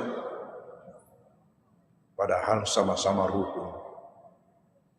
Puasa apabila kita sakit, maka dibolehkan meninggalkan puasa pada bulan Ramadan ini. Nanti dia laksanakan apabila dia sembuh. Sementara bagi orang musafir tidak boleh dia tinggalkan salat, hanya diberikan keringanan di dalam pelaksanaannya. Nah, keringanan yang diberikan kepada orang musafir ada dua macam, yaitu keringanan dengan memendekkan salat yang 4 rakaat hanya 2 rakaat. Yang ini namanya qasar. Yang kedua, keringanan dengan mengumpulkan sekaligus melaksanakan duhur dengan asar, maghrib dengan isya, dan ini namanya jamak. Boleh seseorang memilih sesuai dengan kondisinya, boleh dia tetap melaksanakan salat itu sebagaimana ketika ia berada di kampung, yaitu sempurna dan dilaksanakan pada waktunya masing-masing. Boleh juga bagi musafir menjamak antara duhur dengan asar, maghrib dengan isya, tanpa dipendekkan, tanpa dikasar. Boleh juga ia hanya memendekkan, tetapi tetap melakukan pada waktunya masing-masing. Jadi hanya kasar tanpa jamak. Dan yang keempat, boleh dia kasar dan jamak.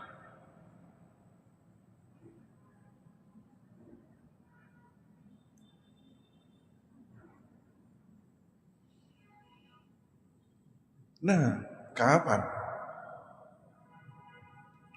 dia boleh kasar dan jamak?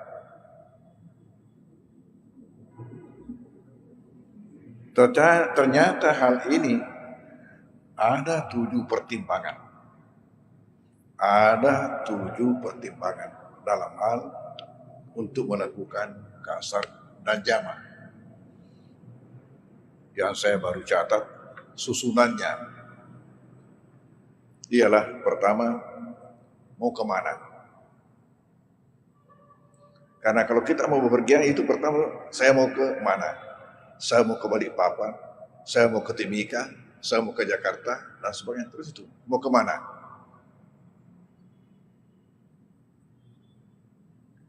Tertentukah tujuannya atau tidak tertentu? Ini lain pertimbangan. Lain kalau tertentu, lain kalau tidak tertentu. Maksudnya hanya udah mau keliling, tidak tahu kemana nanti arahnya. Yang kedua, apa maksudnya? Mau ke Jakarta buat apa? Nah, itu pertimbangan. Yang kedua. Yang ketiga, pertimbangan berapa jauhnya? Berapa jaraknya? Itu ada pertimbangan. Karena ada syaratnya bahwa nanti jarak sekian baru boleh melaksanakan itu. Ini kita akan jelaskan satu persatu. Yang keempat, berapa lama dia di sana? Tertentukah waktunya atau tidak tertentu? Itu ada pertimbangan. Yang kelima ialah apakah ia sudah meninggalkan kampungnya atau belum. Ini ada pertimbangan.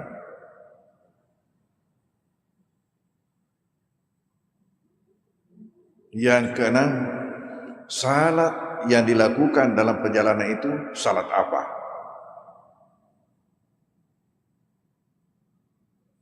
Dan yang ketujuh, apakah ia tidak ikut pada salat orang yang ada di jalan? Artinya, umpamanya dia lewati satu kampung, sementara di kampung itu orang salat berjamaah. Apakah dia ikut di situ atau tidak? Inilah 7 pertimbangan terhadap salat orang musafir.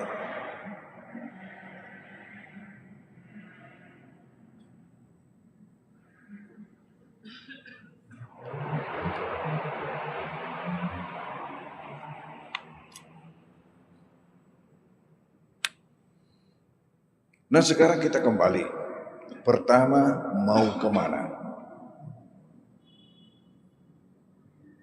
Jelaskah arah tertentu?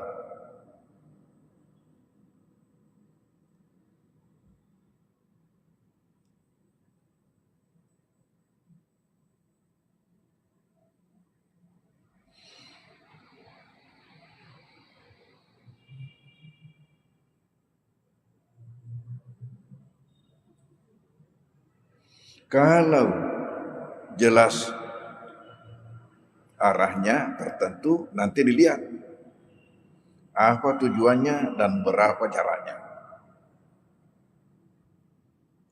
Kalau tidak jelas, mau malili Allah, kata orang Bugis, malili Allah.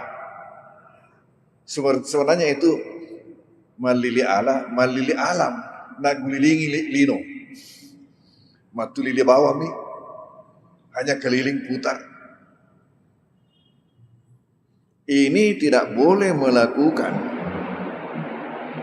salat kasar dan jamak tadi itu kecuali apabila telah sampai 80 kilo perjalanannya. Sebelum sampai itu, ya tidak boleh melakukan kasar atau jamak. Kalau hanya malili Allah.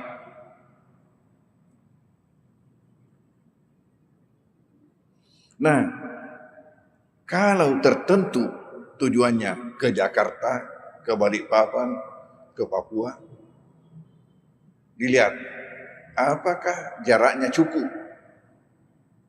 untuk melakukan kasar dan jamak.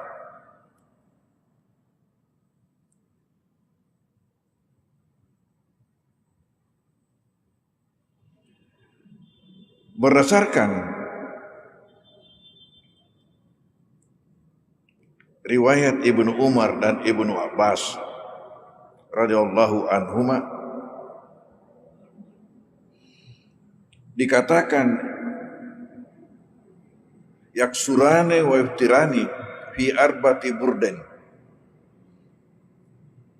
Keduanya ini melakukan kasrah dan keduanya tidak puasa dalam perjalanan 4 burd. Ini ukuran Arab. Wahya sitatu asyara farsahan, yaitu 16 farsah. Wa tusawi wahid wa samanin kilometer takriban, yaitu sama dengan kurang lebih 81 kilo. Kalau sekarang ini perhitungan kilometer.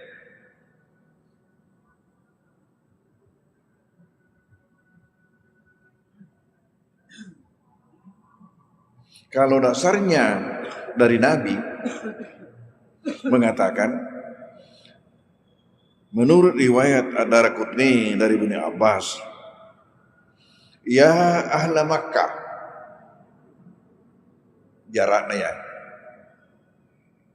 manasani elo Elohi siaga belana. Nabi mengatakan, ya ahla Makkah, wahai penduduk Mekah, la taksurani fi akalla min arba'ati bur. Jangan melakukan kasrah kurang dari 4 bur.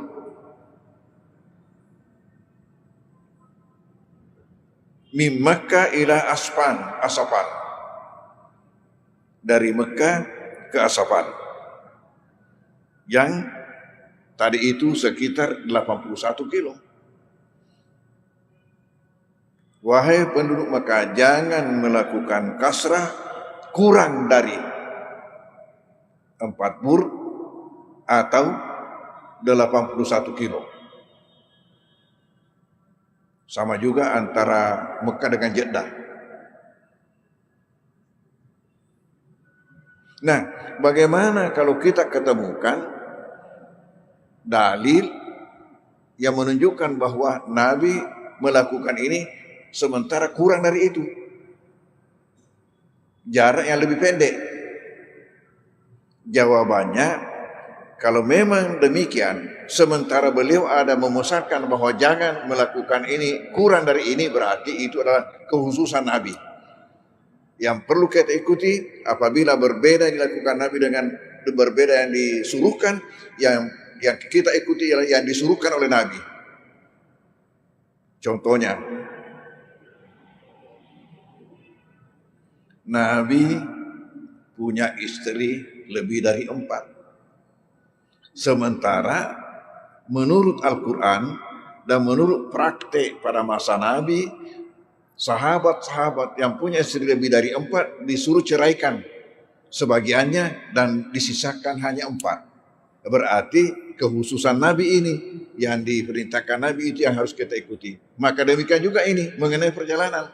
Kalau Nabi melakukan perjalanan kurang daripada ini, itu adalah kekhususan beliau. Tapi yang kita ikuti yang diperintahkan oleh beliau. Yang kita ikuti yang diperintahkan oleh beliau. Sebagaimana di sini dikatakan, wahai penduduk Mekah, jangan melakukan kasrah. Berarti itu yang kita ikuti. Yang kurang dari sekitar 80 kilo. Malah kalau ukuran Syafi'i mengatakan, ya Allah lengat dua ngeso dua peni, Allah lengat dua ngeso dua peni, jalan biasa. Sementara kalau mazhab Hanafi lebih, yaitu perjalanan 3 hari 3 malam. Kalau mazhab Hanafi,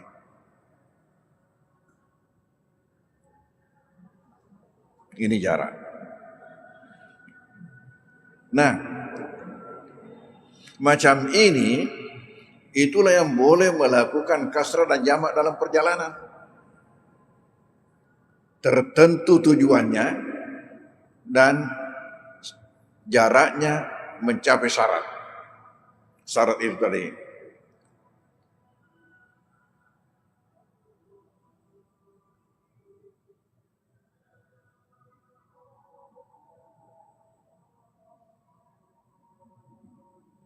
Tetapi buat apa dia di sana? Mau apa? Tujuannya apa? Ini menjadi pertimbangan. Tujuannya haruslah tujuan yang baik, tujuan yang halal. Kalau tujuannya adalah tujuan maksiat, maka itu ya tidak boleh melakukan hal itu. Tujuannya tujuan maksiat. Umpamanya kalau ke Malaysia mau ke Genting Highlight. Di Malaysia itu namanya Genting Highlight, itu tempat judi. Tempat judi internasional di Malaysia. Namanya Genting Highlight. Tetapi orang Melayu tidak boleh masuk. Kalau di sana dikatakan orang Melayu pasti Muslim, pasti Islam. Pasti Islam. Orang Islam tidak boleh masuk. Yang boleh masuk di situ hanyalah non-Muslim. Tapi ini saya kira tidak cocok dipraktekkan di Indonesia. Karena walaupun ada aturannya mengatakan tidak boleh masuk Muslim, tapi kalau kena UUD, kena UUD, ujung-ujungnya duit, laba i.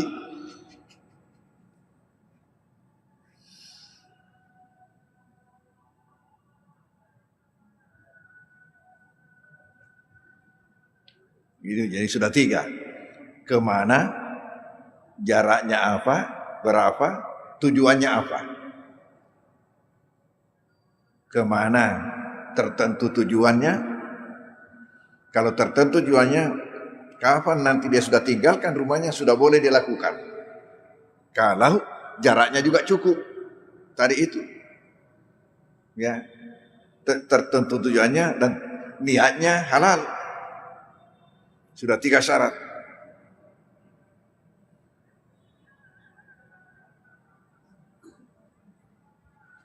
Apanya lagi yang menjadi syarat? Ialah berapa lama?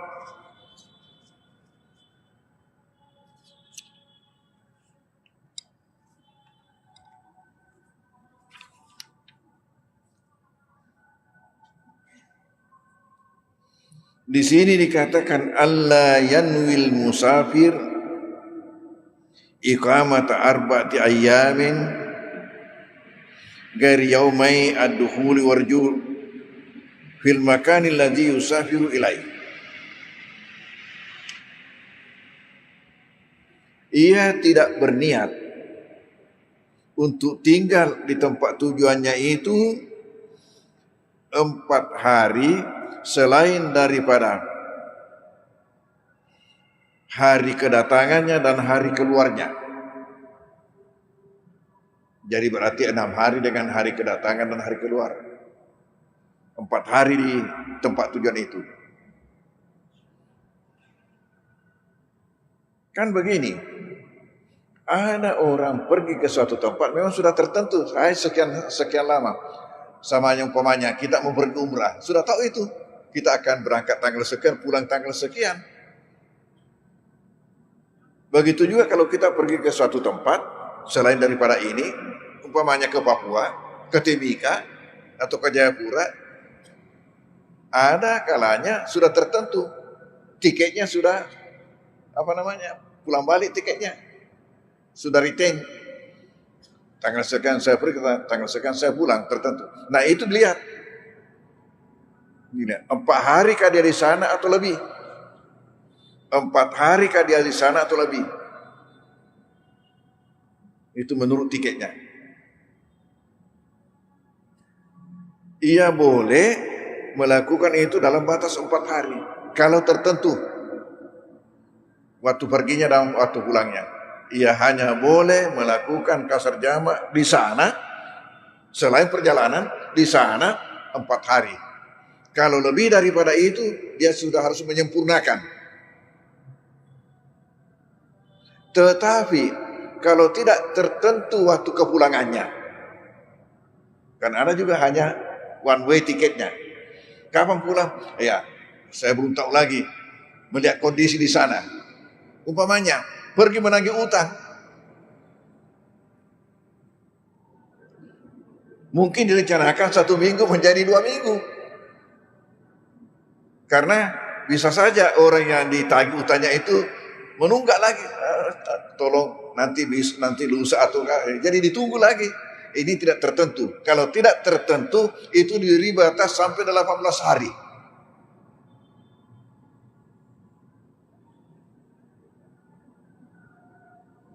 Dia boleh mengkasar dan menjamak.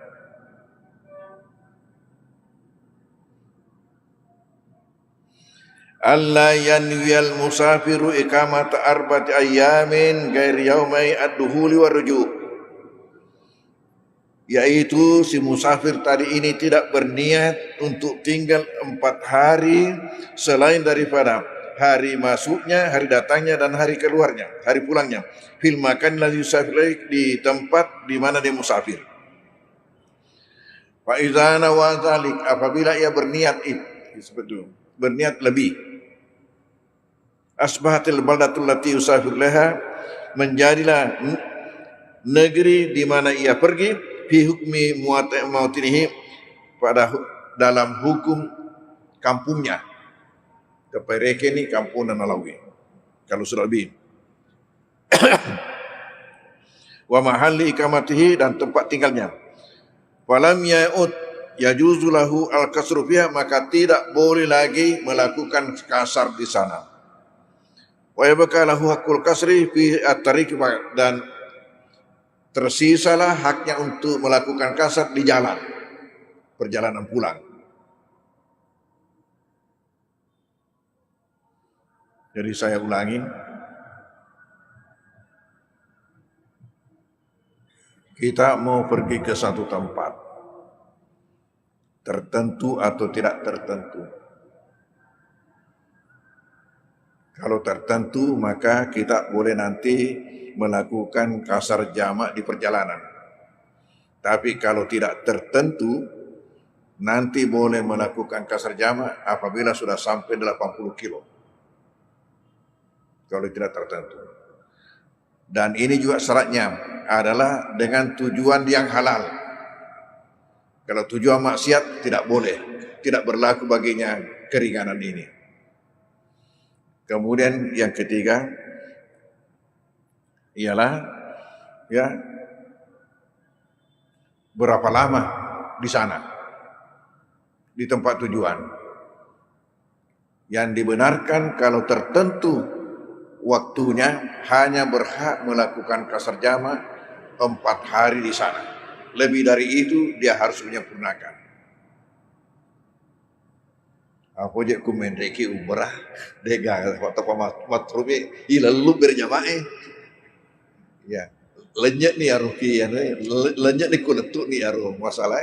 Karena itu tadi ya, bahwa empat hal boleh dilakukan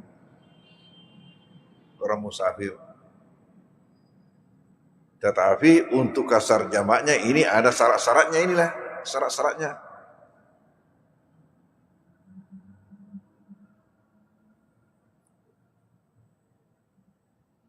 Berapa lama?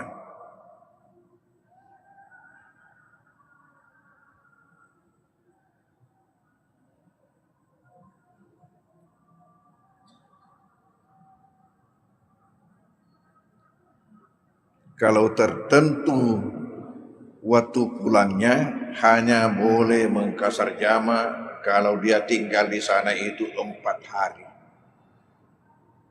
Lebih daripada itu dia sudah harus menyempurnakan salatnya sebagaimana penduduk di sana. Dan ia kembali melakukan kasar jamak dalam perjalanan pulang. Tetapi kalau tidak ditentukan waktu pulangnya, ia berhak untuk kasar jamak selama 18 hari bersama-sama dengan dalam perjalanannya pulang. Kenapa 18 hari? Ini standarnya waktu Nabi ke Mekah. Waktu Nabi ke Mekah tidak tertentu ya berapa lama dia mau tinggal, ya. Dan ternyata beliau itu melakukan kasar ini selama 18 hari baru pulang.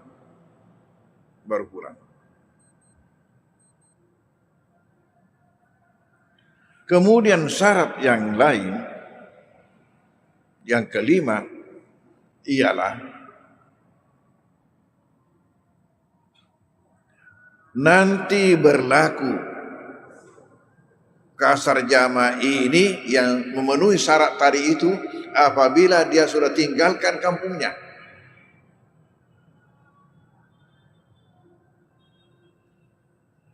Kalau belum dia tinggalkan kampungnya, belum bisa.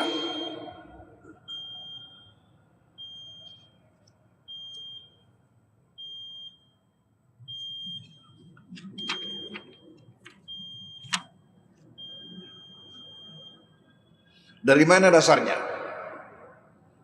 Ini perlu jaga ya. Nah, sama malomo engkau pembimbing jamaah haji, bara lore ni lo jopa jamaah nak kenapa si jamaah memen ni asarain apa ke jopa? Padahal masih di Makassar. Ini tidak boleh. Kalau umpamanya di Makassar masuk waktu dulu hanya dia boleh melakukan duhur. Nanti di perjalanan dia lakukan asar secara kasar tanpa jamak lagi karena sudah duhurnya sudah selesai. Dari mana dasarnya? Ini hadisnya Anas. Kali ingat? Riwayat Bukhari Muslim. Riwayat Bukhari Muslim dari Anas. Beliau mengatakan, "Shallaitu ad-duhra ma'an Nabi sallallahu alaihi wasallam bil Madinati arba'an." Beliau bersama-sama Nabi, ini Sayyidina Anas, bersama-sama Nabi mau berangkat ke Madinah. Mau berangkat ke Mekah dari Madinah. Sudah masuk waktu duhur. Lalu baginda salat duhur bersama Anas. Ini menurut Anas, saya salat duhur bersama baginda di Madinah 4 rakaat. Tidak dikasar dan tidak dijamak dengan asar. Ini mau berangkat ke Madinah, ke Mekah. Sudah masuk waktu duhur. Hanya salat duhur sempurna. Ini sallaitu ad-duhra. Saya salat duhur ma'an Nabi sallallahu alaihi wasallam dengan Nabi sallallahu alaihi wasallam di Madinah arba'an 4 rakaat. Wal asra, ya. Kemudian dia salat asar bizil Hulaifah di Bir Ali sehingga salat asar rakaat ini 2 rakaat. Jadi kasar. Jadi terpisah. Salat duhurnya dilakukan di kampung sempurna. Nanti setelah keluar dari Madinah, tiba di Zulhulaifah, namanya sekarang ini Bir Ali bagi kita, baru salat asar 2 rakaat. Berarti tidak dijamak. Duhurnya sempurna, asarnya kasar. Karena sudah dalam perjalanan.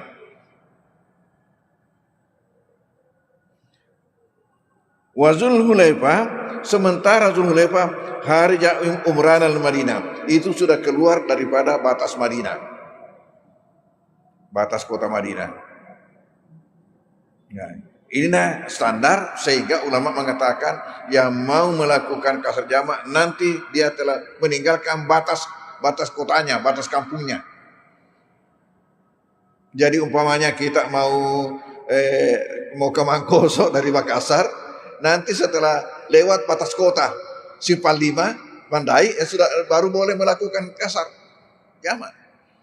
Kalau waktu duhur kita bisa lakukan hanya duhur di Makassar. Nanti setelah lewat itu baru dilakukan kasar atau kasar dengan jamak.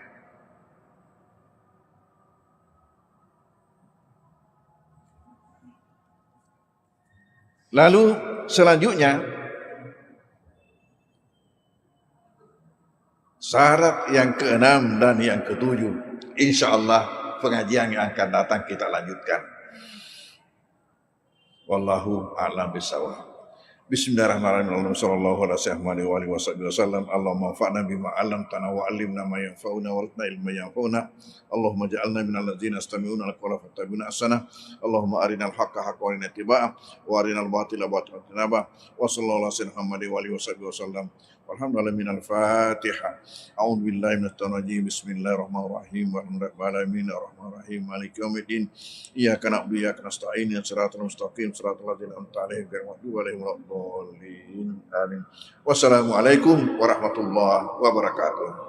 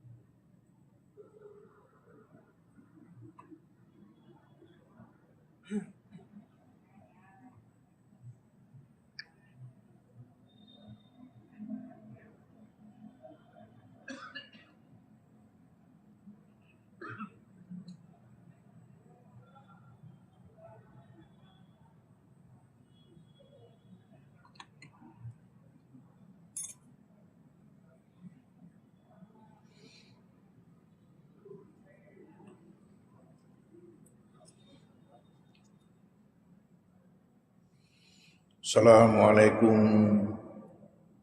warahmatullahi wabarakatuh.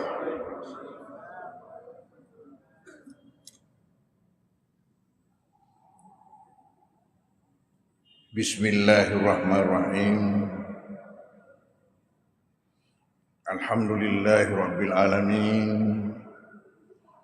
Wassalatu wassalamu ala asyrafil anbiya'il mursalin Sayyidina Muhammadin wa ala alihi wa ashabihi wa atba'ihi ajma'in. Alhamdulillah, pada malam hari mubarak ini, atas rahmat Allah Subhanahu wa ta'ala, maka pengajian kita ini dapat berlangsung di mana kita sama-sama sempat pula untuk menghadirinya. Alhamdulillah. Bahasan kita malam hari ini adalah lanjutan daripada materi kita tentang salatnya orang musafir.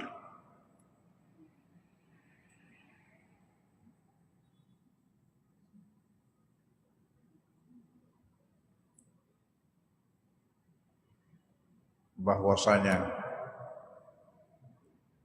salat adalah rukun Islam yang tidak boleh kita tinggalkan apabila kita telah memenuhi syarat sebagai mukallaf, akil balik, kecuali atas keringanan yang diberikan oleh Allah, dispensasi yang diberikan kepada orang-orang khusus. Siapa itu? Anak-anak sampai balik, akil balik.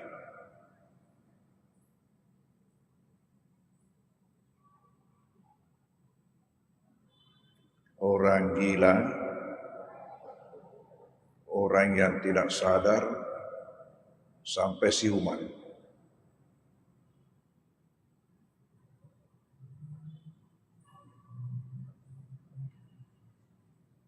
Kemudian wanita haid pada masa haidnya dan wanita melahirkan serta yang darah nifas. Selain daripada ini, manakala ada kesadaran, maka tidak boleh ditinggalkan salat. harus dilakukan. Hanya saja Allah memberikan keringanan-keringanan, umpamanya bagi orang sakit dan bagi orang musafir. Tetapi tetap wajib dia melaksanakan salat.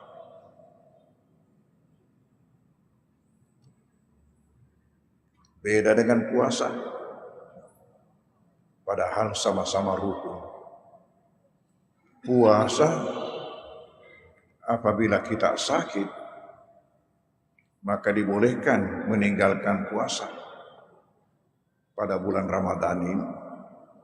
Nanti dia laksanakan apabila dia sembuh.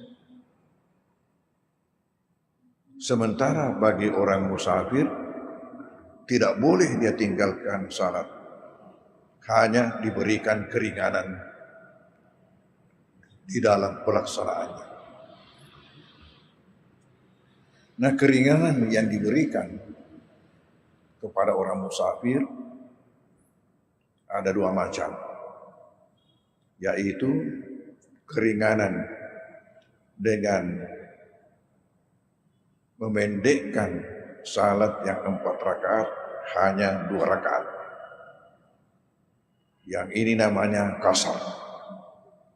Yang kedua, keringanan dengan mengumpulkan sekaligus melaksanakan duhur dengan asar, maghrib dengan isya, dan ini namanya jamak. Boleh seseorang memilih sesuai dengan kondisinya, boleh dia tetap melaksanakan salat itu sebagaimana ketika ia berada di kampung, yaitu sempurna dan dilaksanakan pada waktunya masing-masing. Boleh juga bagi musafir menjamak antara duhur dengan asar, maghrib dengan isya, tanpa dipendekkan, tanpa dikasar. Boleh juga ia hanya memendekkan, tetapi tetap melakukan pada waktunya masing-masing. Jadi hanya kasar tanpa jamak. Dan yang keempat, boleh dia kasar dan jamak.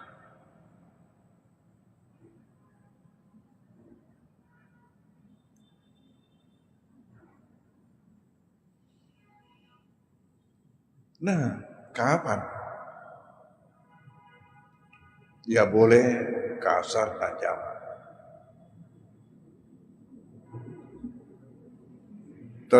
Ternyata hal ini ada 7 pertimbangan. Ada 7 pertimbangan dalam hal untuk melakukan kasar dan jamak. Yang saya baru catat susunannya. Ialah pertama, mau kemana? Karena kalau kita mau bepergian itu pertama, saya mau ke mana? Saya mau ke Balikpapan, saya mau ke Timika, saya mau ke Jakarta, dan sebagainya. Terus itu, mau kemana?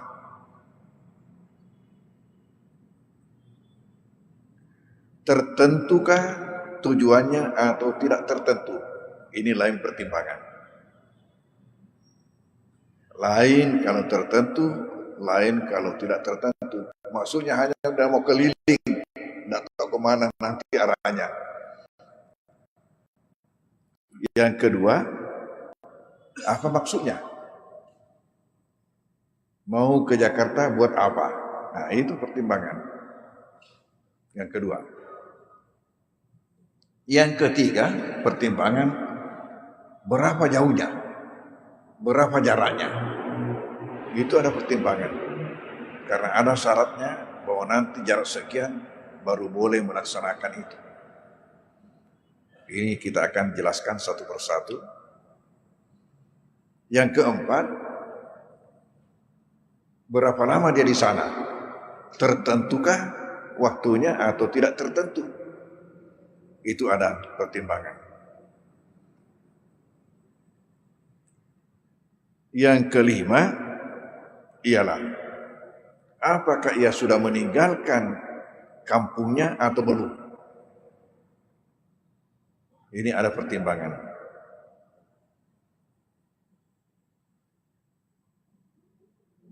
Yang keenam, salat yang dilakukan dalam perjalanan itu salat apa?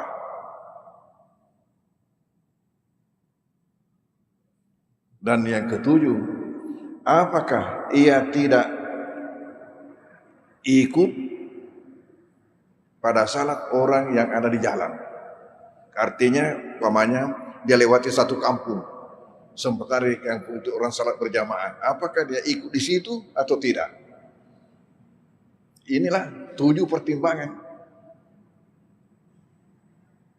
terhadap salat orang musafir.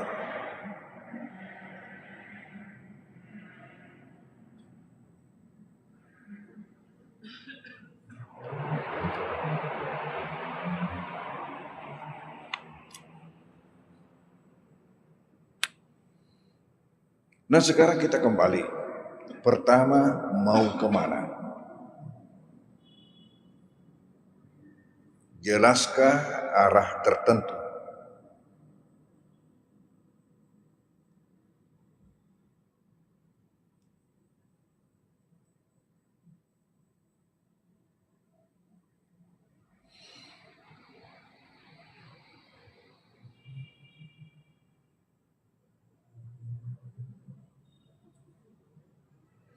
Kalau jelas arahnya tertentu, nanti dilihat apa tujuannya dan berapa jaraknya.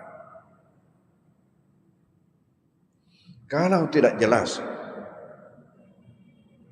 mau malili Allah, kata orang Bugis, malili Allah. Sebenarnya itu malili Allah, malili alam, nak gulilingi lino.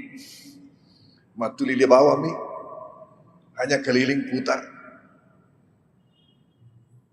Ini tidak boleh melakukan salat kasar dan jamak tadi itu kecuali apabila telah sampai 80 kilo perjalanannya. Sebelum sampai itu, ia tidak boleh melakukan kasar atau jamak. Kalau hanya malili Allah.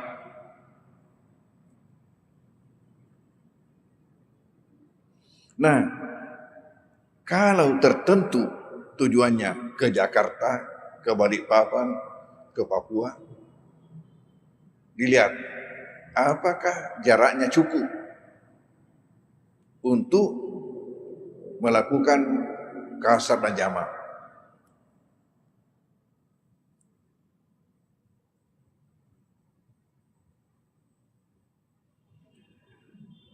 Berdasarkan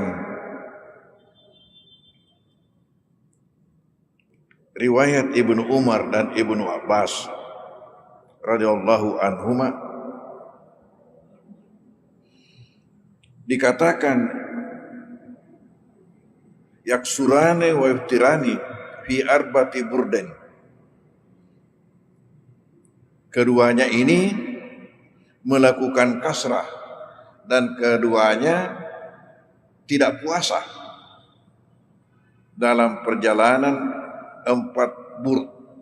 Ini ukuran Arab. Wahya sitatu asyara farsahan, yaitu 16 farsah, wa tusawi wahid wa samanin kilometer takriban, yaitu sama dengan kurang lebih 81 kilo. Kalau sekarang ini perhitungan kilometer.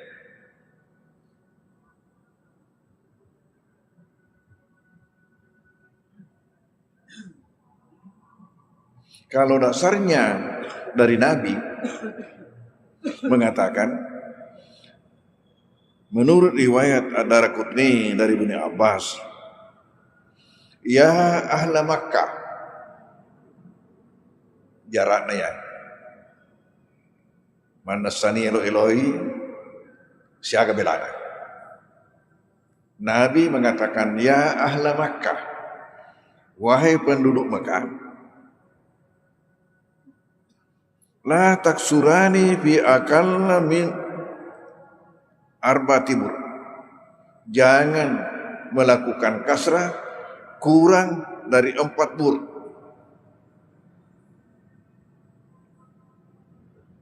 Min Makkah ila Asapan. Dari Mekah ke Asapan. Yang tadi itu sekitar 81 kilo. Wahai penduduk Mekah, jangan melakukan kasrah kurang dari 4 bur atau 81 kilo. Sama juga antara Mekah dengan Jeddah. Nah, bagaimana kalau kita ketemukan dalil yang menunjukkan bahwa Nabi melakukan ini sementara kurang dari itu, jarak yang lebih pendek?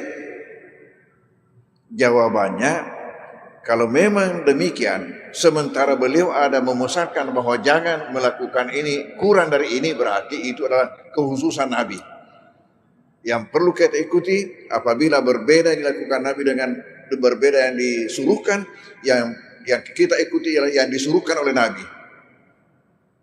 Contohnya, Nabi punya istri lebih dari 4. Sementara menurut Al-Quran dan menurut praktek pada masa Nabi, sahabat-sahabat yang punya istri lebih dari 4 disuruh ceraikan sebagiannya dan disisakan hanya 4. Berarti kekhususan Nabi ini, yang diperintahkan Nabi itu yang harus kita ikuti. Maka demikian juga ini mengenai perjalanan. Kalau Nabi melakukan perjalanan kurang daripada ini, itu adalah kekhususan beliau. Tapi yang kita ikuti yang diperintahkan oleh beliau. Yang kita ikuti yang diperintahkan oleh beliau. Sebagaimana di sini dikatakan, wahai penduduk Mekah, jangan melakukan kasrah. Berarti itu yang kita ikuti. Yang kurang dari sekitar 80 kilo. Malah kalau ukuran Syafi'i mengatakan, ya Allah lengat dua ngeso doang peni, Allah lengat dua ngeso doang peni, jalan biasa. Sementara kalau mazhab Hanafi lebih, yaitu perjalanan 3 hari 3 malam kalau mazhab Hanafi.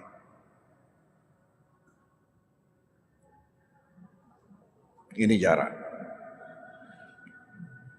Nah, macam ini itulah yang boleh melakukan kasrah dan jamak dalam perjalanan. Tertentu tujuannya dan jaraknya mencapai syarat. Syarat itu tadi.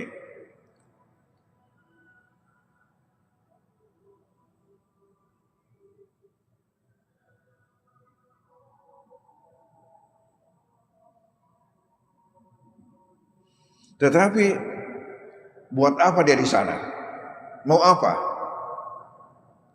Tujuannya apa? Ini menjadi pertimbangan. Tujuannya haruslah tujuan yang baik, tujuan yang halal. Kalau tujuannya adalah tujuan maksiat, maka itu ya tidak boleh melakukan hal itu. Tujuannya tujuan maksiat. Umpamanya kalau ke Malaysia mau ke Genting Highlight. Di Malaysia itu namanya Genting Highlight, itu tempat judi. Tempat judi internasional di Malaysia. Namanya Genting Highlight. Tetapi orang Melayu tidak boleh masuk. Kalau di sana dikatakan orang Melayu pasti Muslim, pasti Islam. Pasti Islam. Orang Islam tidak boleh masuk. Yang boleh masuk di situ hanyalah non-Muslim. Tapi ini saya kira tidak cocok dipraktekkan di Indonesia. Karena walaupun ada aturannya mengatakan tidak boleh masuk Muslim, tapi kalau kena UUD, kena UUD, ujung-ujungnya duit, laba i.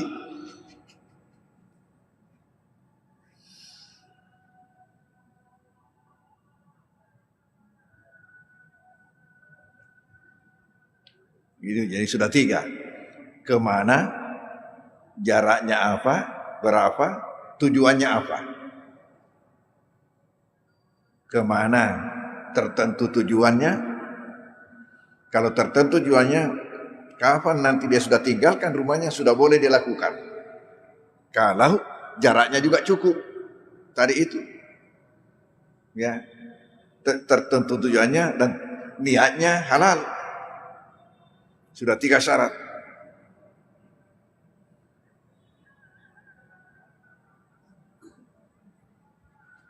Apanya lagi yang menjadi syarat? Ialah berapa lama?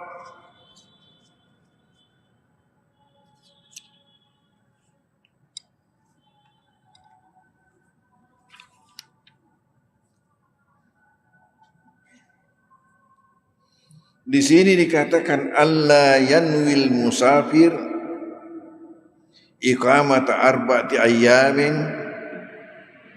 ghairi yaumai ad-dukhuli warju' fil makani alladhi yusafiru ilaih. Ia tidak berniat untuk tinggal di tempat tujuannya itu 4 hari selain daripada hari kedatangannya dan hari keluarnya. Jadi berarti 6 hari dengan hari kedatangan dan hari keluar. 4 hari di tempat tujuan itu. Kan begini, ada orang pergi ke suatu tempat memang sudah tertentu, saya sekian lama. Sama yang umpamanya kita mau pergi umrah, sudah tahu itu. Kita akan berangkat tanggal sekian, pulang tanggal sekian. Begitu juga kalau kita pergi ke suatu tempat selain daripada ini, umpamanya ke Papua, ke Timika, atau ke Jayapura, ada kalanya sudah tertentu. Tiketnya sudah, pulang balik tiketnya. Sudah retain. Tanggal sekian saya pergi, tanggal sekian saya pulang, tertentu. Nah itu dilihat. 4 hari kah dia di sana atau lebih? 4 hari kah dia di sana atau lebih? Itu menurut tiketnya. Ia boleh melakukan itu dalam batas 4 hari. Kalau tertentu. Waktu perginya dan waktu pulangnya. Ia hanya boleh melakukan kasar jamak di sana. Selain perjalanan, di sana 4 hari. Kalau lebih daripada itu, dia sudah harus menyempurnakan. Tetapi, kalau tidak tertentu waktu kepulangannya, kan ada juga hanya one way tiketnya. Kapan pulang? Ya, saya belum tahu lagi. Melihat kondisi di sana. Umpamanya, pergi menagih utang. Mungkin direncanakan 1 minggu menjadi 2 minggu. Karena bisa saja orang yang ditagih utangnya itu menunggak lagi. Tolong nanti lusa atau jadi ditunggu lagi. Ini tidak tertentu. Kalau tidak tertentu itu diberi batas sampai 18 hari.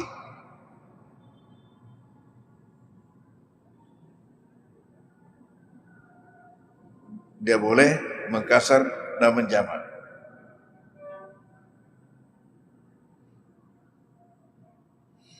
alla yanwiyal musafiru iqamata arba'ati ayyamin ghairi yaumai ad-duhuli warruju', yaitu si musafir tadi ini tidak berniat untuk tinggal 4 hari selain daripada hari masuknya, hari datangnya dan hari keluarnya, hari pulangnya. Fil makan ladzi yusafir, di tempat di mana dia musafir. Fa idza nawa dzalik, apabila ia berniat itu, berniat lebih, asbahatil baldatul lati yusafir laha, menjadilah negeri di mana ia pergi fi hukmi muatinihi, pada dalam hukum kampungnya. Kepereke ni kampung dan Malawi. kalau sudah lebih. Wa mahalli ikamatihi, dan tempat tinggalnya. Falam ya'ud yajuzu lahu al-kasru fiha, maka tidak boleh lagi melakukan kasar di sana. Wa yabqa lahu hakul kasri fi at-tariq, dan tersisalah haknya untuk melakukan kasar di jalan, perjalanan pulang. Jadi saya ulangi, kita mau pergi ke satu tempat, tertentu atau tidak tertentu. Kalau tertentu, maka kita boleh nanti melakukan kasar jamak di perjalanan. Tapi kalau tidak tertentu, nanti boleh melakukan kasar jamak apabila sudah sampai 80 kilo. Kalau tidak tertentu. Dan ini juga syaratnya adalah dengan tujuan yang halal. Kalau tujuan maksiat tidak boleh, tidak berlaku baginya keringanan ini. Kemudian yang ketiga ialah berapa lama di sana, di tempat tujuan. Yang dibenarkan kalau tertentu waktunya, hanya berhak melakukan kasar jamak 4 hari di sana. Lebih dari itu dia harus menyempurnakan. Apa je ku mendeki umrah dega waktu matrubi ilalu berjamaah. Ya, lenyek nih aruki ya, lenyek nih kuletuk nih aru masalah. Karena itu tadi, ya bahwa empat hal boleh dilakukan orang musafir. Tetapi untuk kasar jamaknya ini ada syarat-syaratnya, inilah syarat-syaratnya.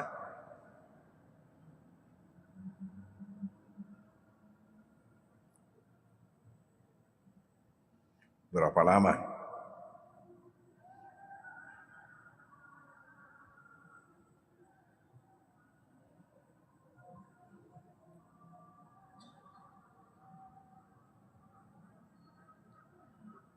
Kalau tertentu waktu pulangnya hanya boleh mengkasar jamak kalau dia tinggal di sana itu 4 hari.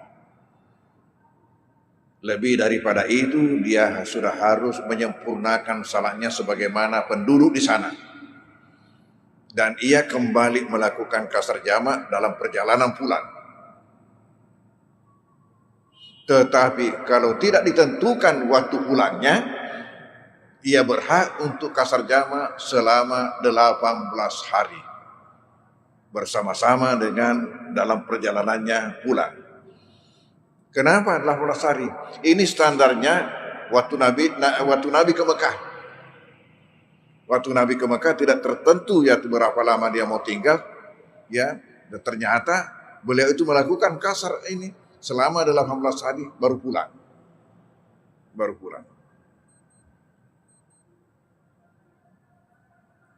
Kemudian syarat yang lain, yang kelima, ialah nanti berlaku kasar jamak ini yang memenuhi syarat tadi itu apabila dia sudah tinggalkan kampungnya.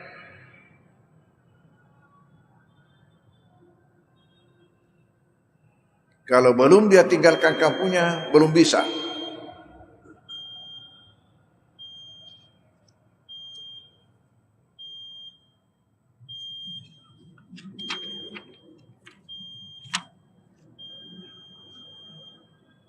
Dari mana dasarnya?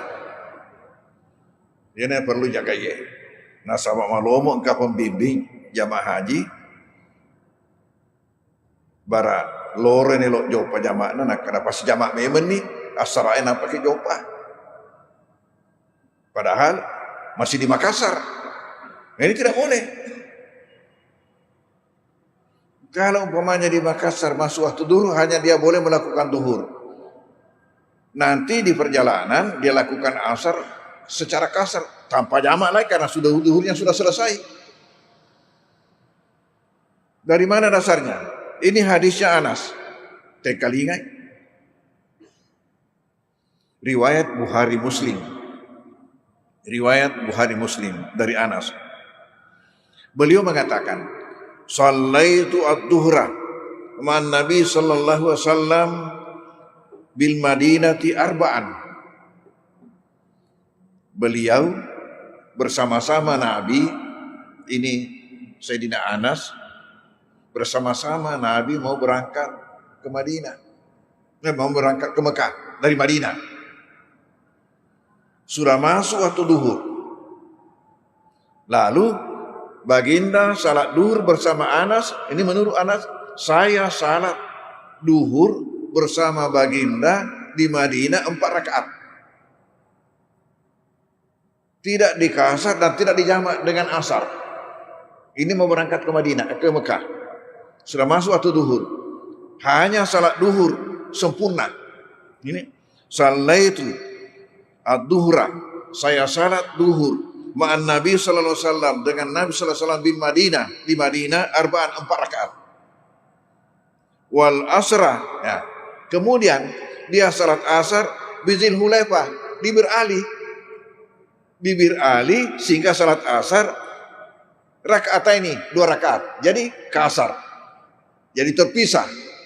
Salat duhurnya dilakukan di kampung sempurna. Nanti setelah keluar dari Madinah, tiba di Zulhulaifah, namanya sekarang ini Bir Ali bagi kita, baru salat asar 2 rakaat. Berarti tidak dijamak. Duhurnya sempurna, asarnya kasar. Karena sudah dalam perjalanan.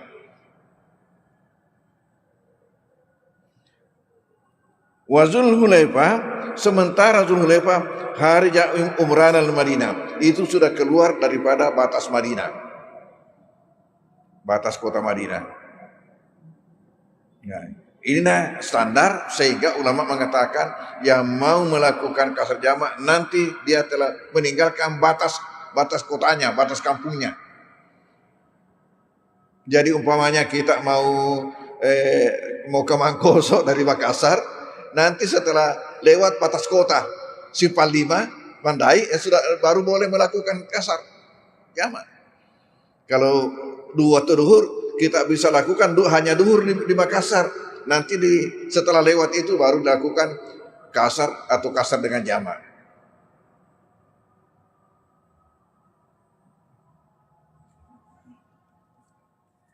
Lalu selanjutnya, syarat yang ke-6 dan yang ke-7, insya Allah pengajian yang akan datang kita lanjutkan.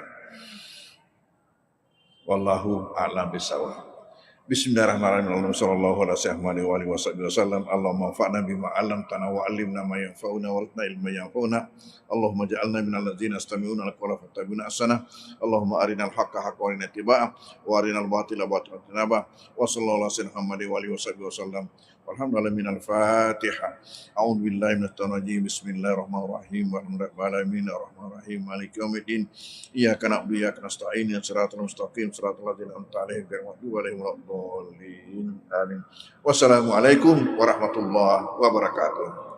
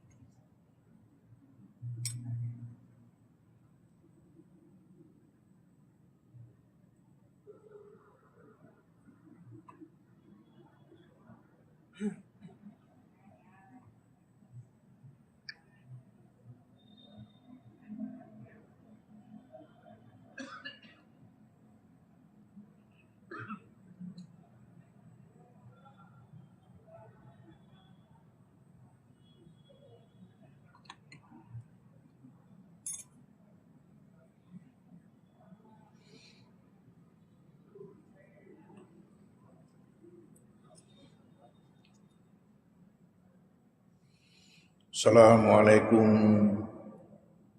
warahmatullahi wabarakatuh.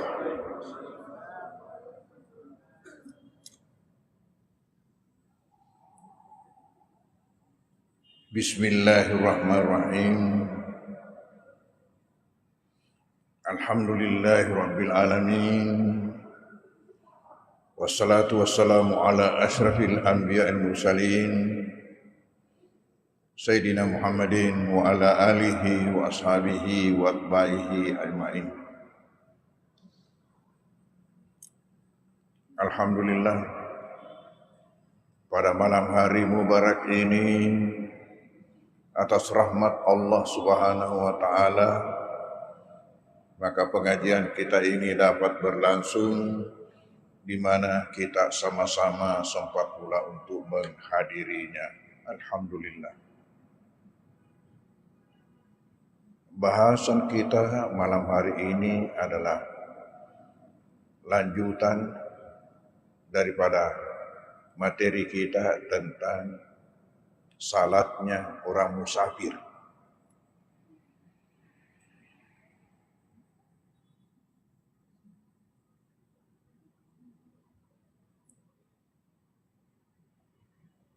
Bahwasanya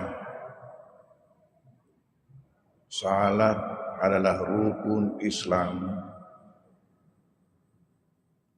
yang tidak boleh kita tinggalkan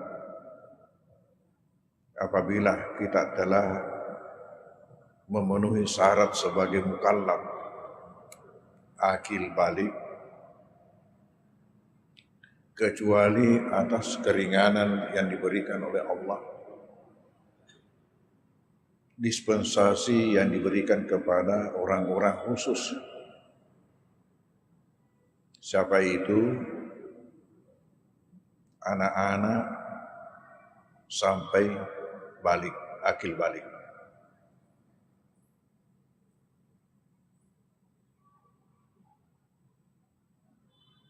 Orang gila,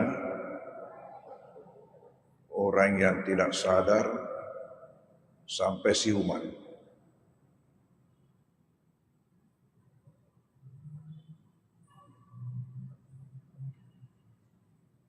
Kemudian wanita haid pada masa haidnya dan wanita melahirkan serta yang darah nifas. Selain daripada ini, manakala ada kesadaran, maka tidak boleh ditinggalkan salat. harus dilakukan.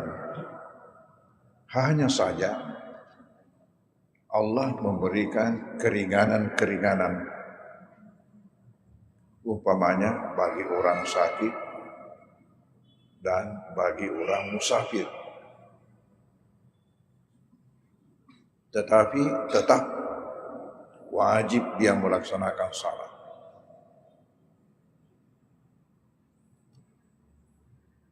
Beda dengan puasa, padahal sama-sama rukun. Puasa apabila kita sakit, maka dibolehkan meninggalkan puasa pada bulan Ramadan ini. Nanti dia laksanakan apabila dia sembuh. Sementara bagi orang musafir tidak boleh dia tinggalkan salat, hanya diberikan keringanan di dalam pelaksanaannya. Nah, keringanan yang diberikan kepada orang musafir ada dua macam, yaitu keringanan dengan memendekkan salat yang 4 rakaat hanya 2 rakaat. Yang ini namanya qasar. Yang kedua, keringanan dengan mengumpulkan sekaligus melaksanakan duhur dengan asar, maghrib dengan isya, dan ini namanya jamak. Boleh seseorang memilih sesuai dengan kondisinya, boleh dia tetap melaksanakan salat itu sebagaimana ketika ia berada di kampung, yaitu sempurna dan dilaksanakan pada waktunya masing-masing. Boleh juga bagi musafir menjamak antara duhur dengan asar, maghrib dengan isya, tanpa dipendekkan, tanpa dikasar. Boleh juga ia hanya memendekkan, tetapi tetap melakukan pada waktunya masing-masing. Jadi hanya kasar tanpa jamak. Dan yang keempat, boleh dia kasar dan jamak.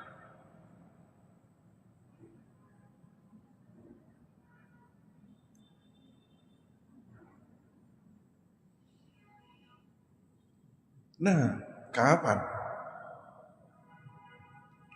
dia boleh kasar dan jamak?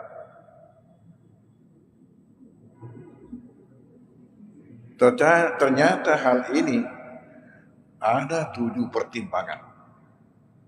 Ada 7 pertimbangan dalam hal untuk melakukan kasar dan jamak. Yang saya baru catat susunannya. Ialah pertama, mau kemana? Karena kalau kita mau bepergian itu pertama, saya mau ke mana? Saya mau ke Balikpapan, saya mau ke Timika, saya mau ke Jakarta, dan sebagainya. Terus itu, mau kemana?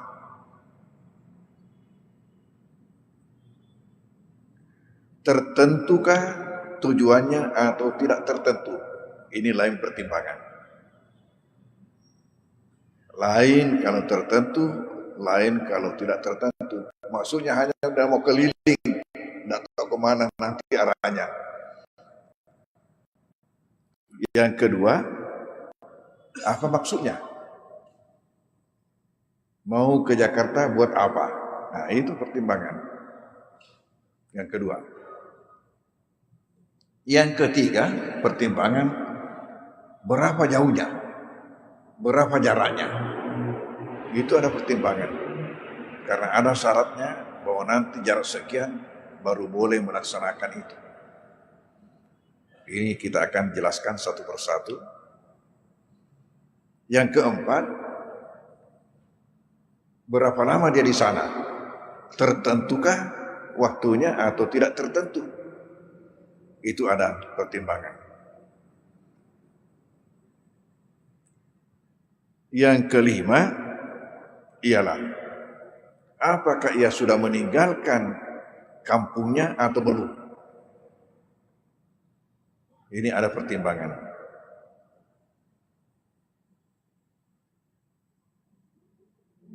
Yang keenam, salat yang dilakukan dalam perjalanan itu salat apa?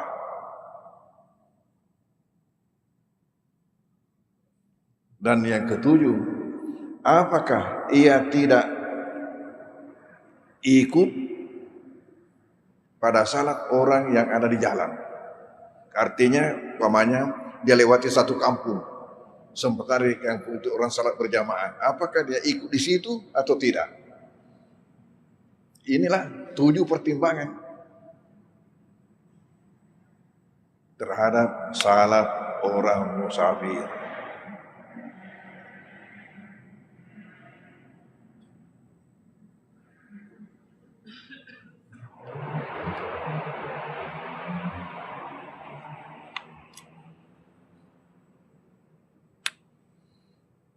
Nah, sekarang kita kembali. Pertama, mau kemana? Jelaskah arah tertentu?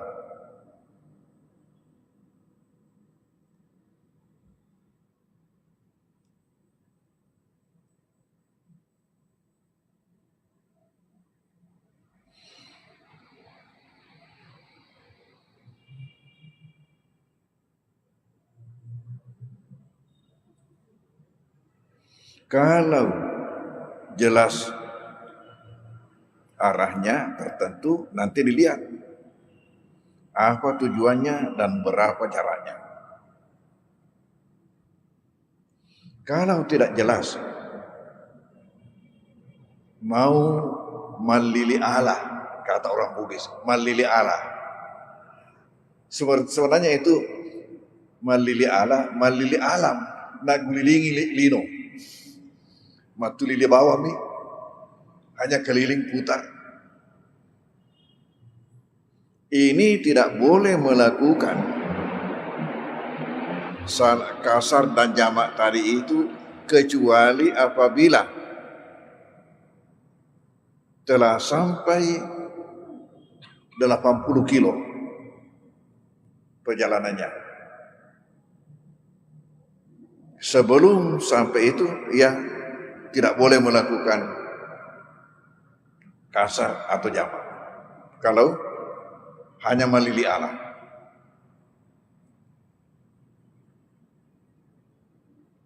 Nah, kalau tertentu tujuannya ke Jakarta, ke Balikpapan, ke Papua, dilihat apakah jaraknya cukup untuk melakukan kasar dan jamak.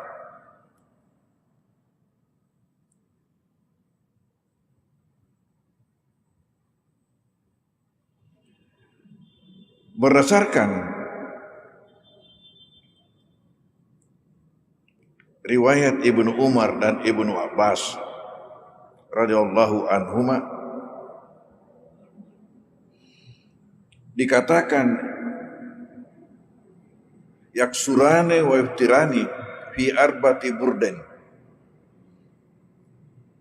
Keduanya ini melakukan kasrah dan keduanya tidak puasa dalam perjalanan 4 burd.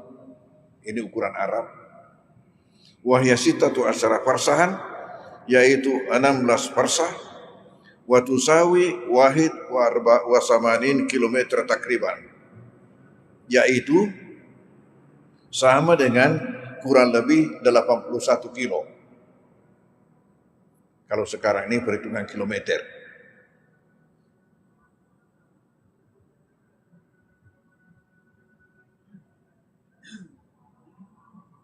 Kalau dasarnya dari Nabi mengatakan, menurut riwayat Ad-Daraqutni dari Ibnu Abbas, ya ahla Makkah, jaraknya ya, manasani Elohi siaga belana. Nabi mengatakan, ya ahla Makkah, wahai penduduk Makkah,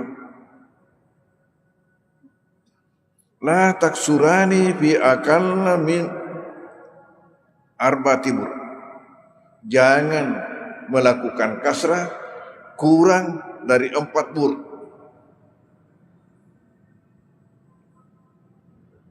Min Makkah ila Asfan. Dari Mekah ke Asfan. Yang tadi itu sekitar 81 kilo. Wahai penduduk Mekah, jangan melakukan kasrah kurang dari 4 bur atau 81 kilo. Sama juga antara Mekah dengan Jeddah. Nah, bagaimana kalau kita ketemukan dalil yang menunjukkan bahwa Nabi melakukan ini sementara kurang dari itu, jarak yang lebih pendek? Jawabannya, kalau memang demikian, sementara beliau ada memusatkan bahwa jangan melakukan ini kurang dari ini, berarti itu adalah kekhususan Nabi yang perlu kita ikuti. Apabila berbeda dilakukan Nabi dengan berbeda yang disuruhkan, yang kita ikuti ialah yang disuruhkan oleh Nabi. Contohnya, Nabi punya istri lebih dari 4. Sementara menurut Al-Quran dan menurut praktek pada masa Nabi, sahabat-sahabat yang punya istri lebih dari 4 disuruh ceraikan sebagiannya dan disisakan hanya 4. Berarti kekhususan Nabi ini, yang diperintahkan Nabi itu yang harus kita ikuti. Maka demikian juga ini mengenai perjalanan. Kalau Nabi melakukan perjalanan kurang daripada ini, itu adalah kekhususan beliau. Tapi yang kita ikuti yang diperintahkan oleh beliau. Yang kita ikuti yang diperintahkan oleh beliau. Sebagaimana di sini dikatakan, wahai penduduk Mekah, jangan melakukan kasrah. Berarti itu yang kita ikuti. Yang kurang dari sekitar 80 kilo. Malah kalau ukuran Syafi'i mengatakan, ya Allah lengat dua ngeso doang peni. Allah lengat dua ngeso doang peni. Jalan biasa. Sementara kalau mazhab Hanafi lebih, yaitu perjalanan 3 hari 3 malam kalau mazhab Hanafi.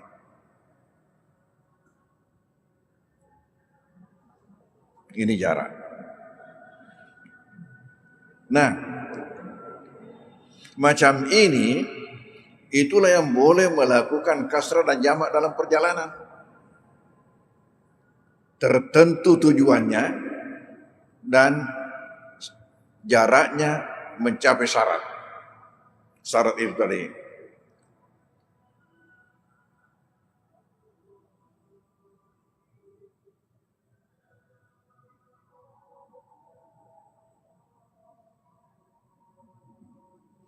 Tetapi buat apa dia di sana? Mau apa? Tujuannya apa? Ini menjadi pertimbangan. Tujuannya haruslah tujuan yang baik, tujuan yang halal. Kalau tujuannya adalah tujuan maksiat, maka itu ya tidak boleh melakukan hal itu. Tujuannya tujuan maksiat. Umpamanya kalau ke Malaysia mau ke Genting Highlight. Di Malaysia itu namanya Genting Highlight, itu tempat judi. Tempat judi internasional di Malaysia.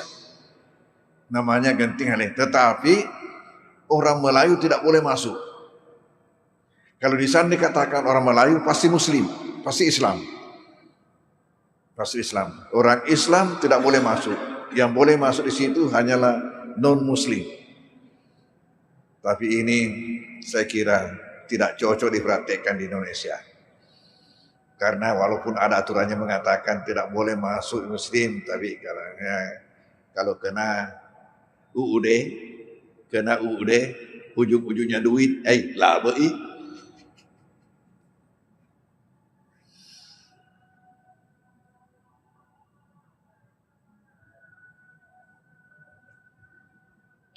gitu, jadi sudah 3. Kemana, jaraknya apa, berapa, tujuannya apa. Kemana tertentu tujuannya. Kalau tertentu tujuannya, kapan nanti dia sudah tinggalkan rumahnya, sudah boleh dia lakukan.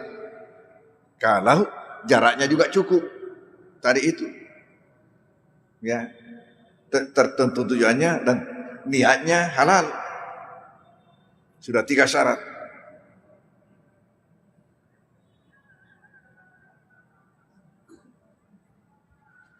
Apanya lagi yang menjadi syarat? Ialah berapa lama?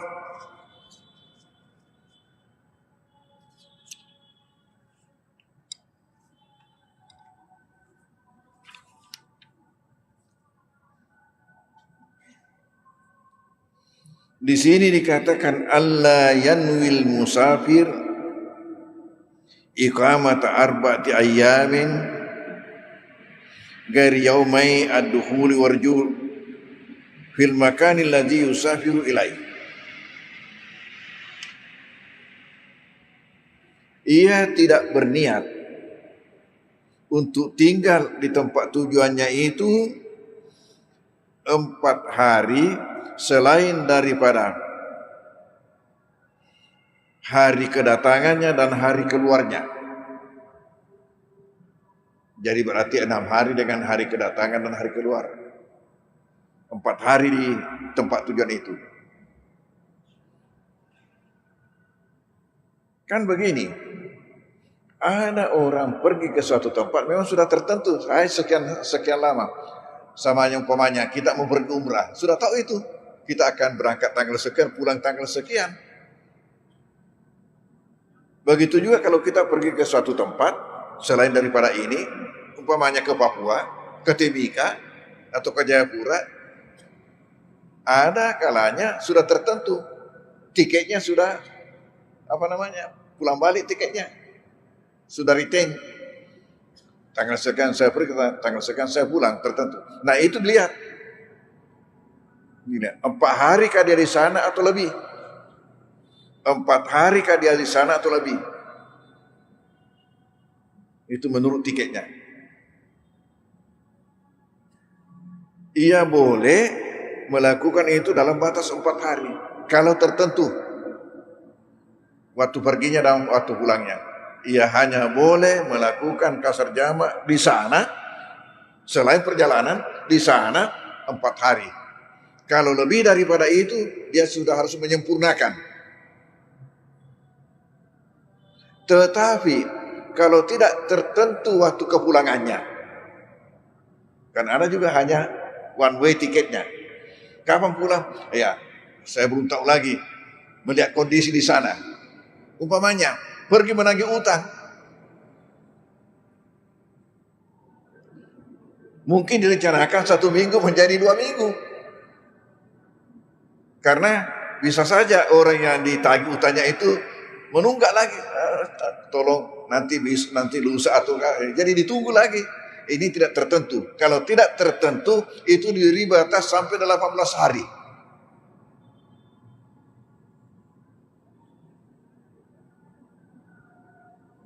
Dia boleh mengkasar dan menjamak.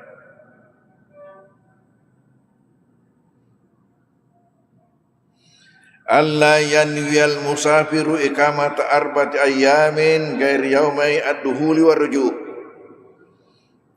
Yaitu si musafir tadi ini tidak berniat untuk tinggal 4 hari selain daripada hari masuknya, hari datangnya dan hari keluarnya, hari pulangnya. Fil makan ladzi yusafir, di tempat di mana dia musafir. Fa idza nawa dzalik, apabila ia berniat itu, berniat lebih.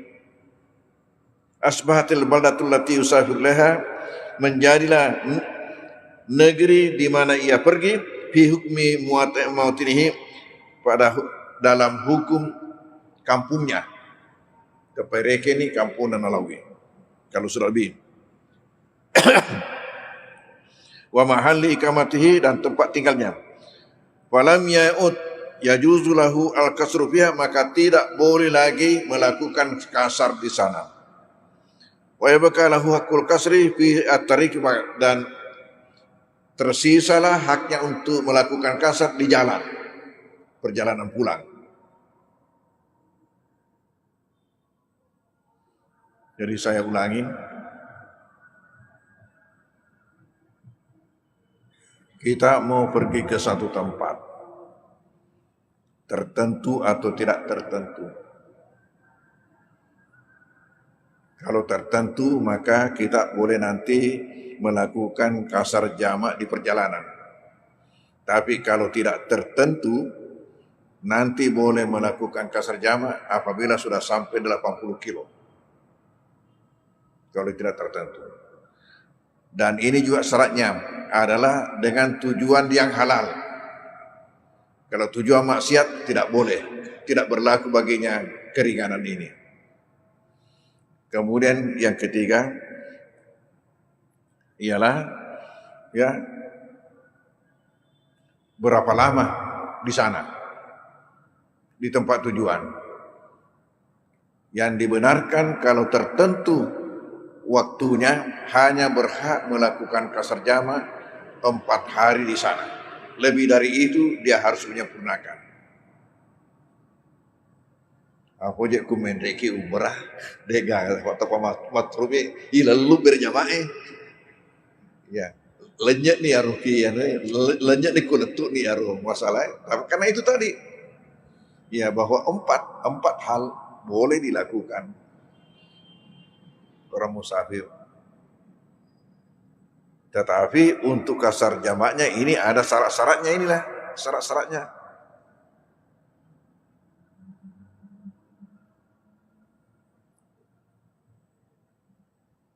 Berapa lama?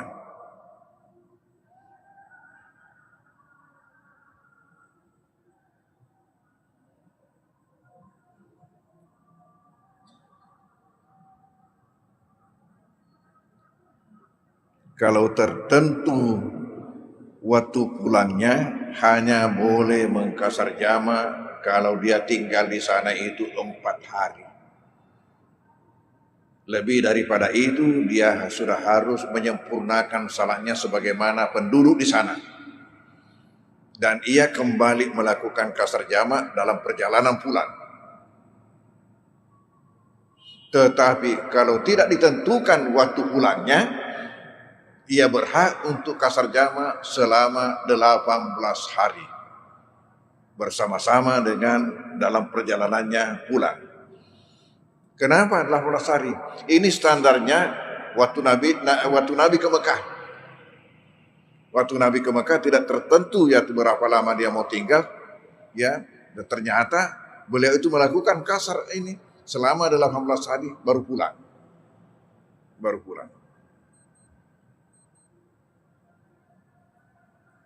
Kemudian syarat yang lain, yang kelima, ialah nanti berlaku kasar jamak ini yang memenuhi syarat tadi itu apabila dia sudah tinggalkan kampungnya.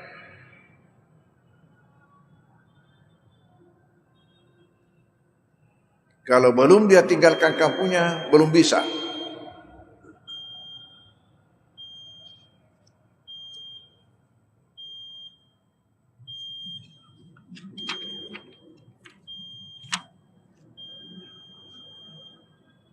Dari mana dasarnya? Ini perlu jaga ya. Nasabah malomo engkau pembimbing jamaah haji.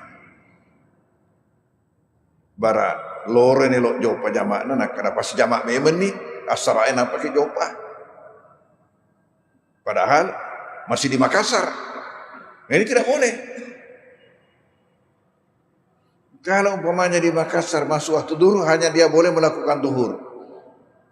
Nanti di perjalanan dia lakukan asar secara kasar tanpa jamak lagi karena sudah duhurnya sudah selesai. Dari mana dasarnya? Ini hadisnya Anas. Kali ingat? Riwayat Bukhari Muslim. Riwayat Bukhari Muslim dari Anas.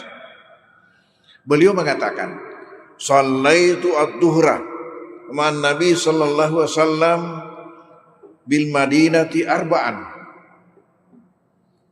Beliau bersama-sama Nabi, ini Sayyidina Anas, bersama-sama Nabi mau berangkat ke Madinah. Mau berangkat ke Mekah dari Madinah. Sudah masuk waktu duhur.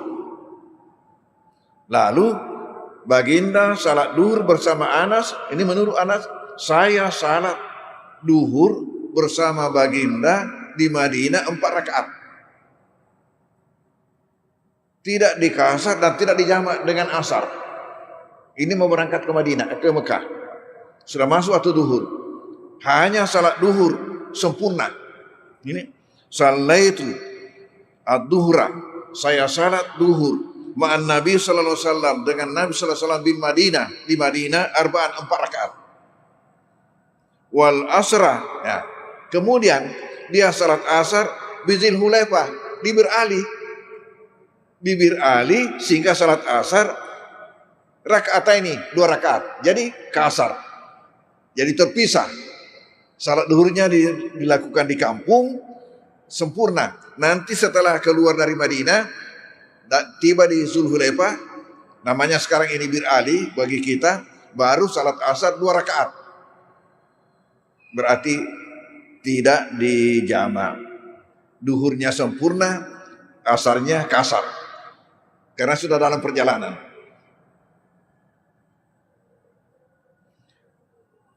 Wa Zulhulaifah, sementara Zulhulaifah hari umrah al-Madinah, itu sudah keluar daripada batas Madinah. Batas kota Madinah. Nah, inilah standar sehingga ulama mengatakan yang mau melakukan kasar jamak nanti dia telah meninggalkan batas kotanya, batas kampungnya. Jadi umpamanya kita mau ke Mangkoso dari Makassar, nanti setelah lewat batas kota Simpang 5, Mandai, sudah baru boleh melakukan kasar jamak. Kalau waktu duhur kita bisa lakukan hanya duhur di Makassar. Nanti setelah lewat itu baru dilakukan kasar atau kasar dengan jamak.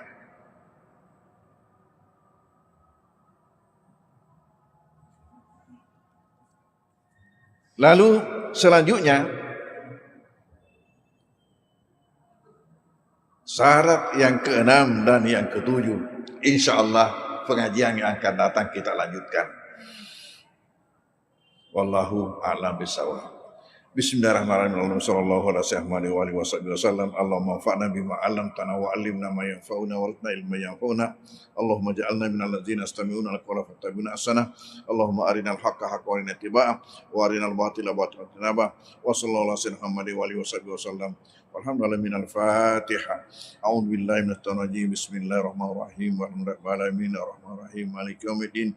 Iyyaka na'budu wa iyyaka nasta'in. Shiratal mustaqim shiratal ladzina an'amta 'alaihim ghairil maghdubi 'alaihim waladdallin. Amin. Wassalamualaikum warahmatullahi wabarakatuh.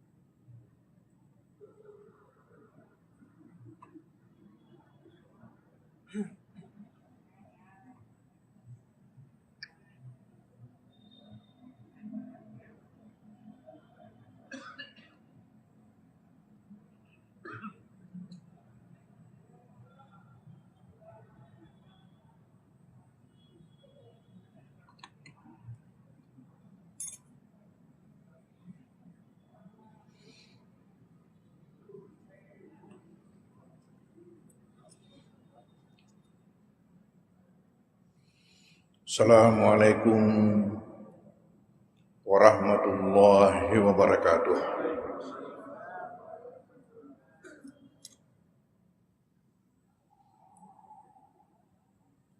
Bismillahirrahmanirrahim. Alhamdulillahi rabbil alamin. Wassalatu wassalamu ala asyrafil anbiya'il mursalin Sayyidina Muhammadin wa ala alihi wa ashabihi wa atba'ihi ajma'in.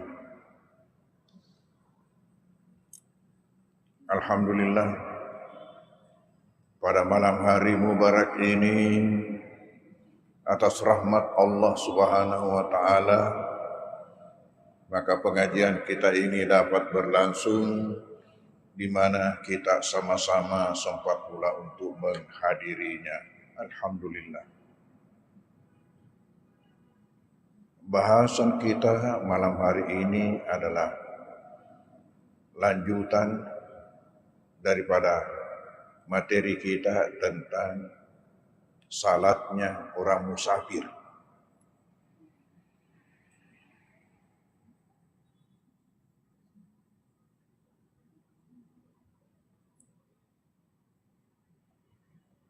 Bahwasanya salat adalah rukun Islam yang tidak boleh kita tinggalkan apabila kita telah memenuhi syarat sebagai mukallaf, akil balik, kecuali atas keringanan yang diberikan oleh Allah, dispensasi yang diberikan kepada orang-orang khusus. Siapa itu? Anak-anak sampai balik, akil balik.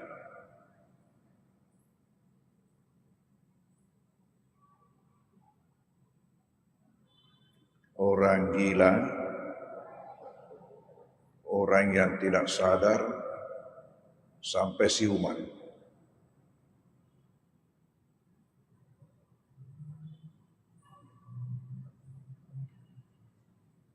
Kemudian wanita haid pada masa haidnya dan wanita melahirkan serta yang darah nifas. Selain daripada ini,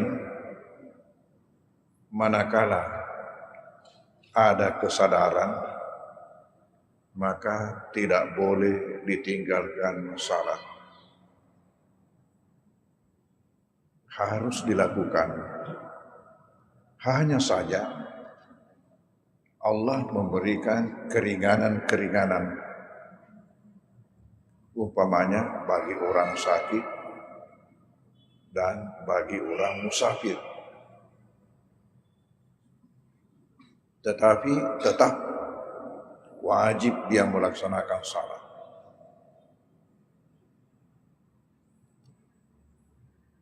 Beda dengan puasa, padahal sama-sama rukun. Puasa apabila kita sakit, maka dibolehkan meninggalkan puasa pada bulan Ramadan ini. Nanti dia laksanakan apabila dia sembuh. Sementara bagi orang musafir tidak boleh dia tinggalkan salat, hanya diberikan keringanan di dalam pelaksanaannya. Nah, keringanan yang diberikan kepada orang musafir ada dua macam, yaitu keringanan dengan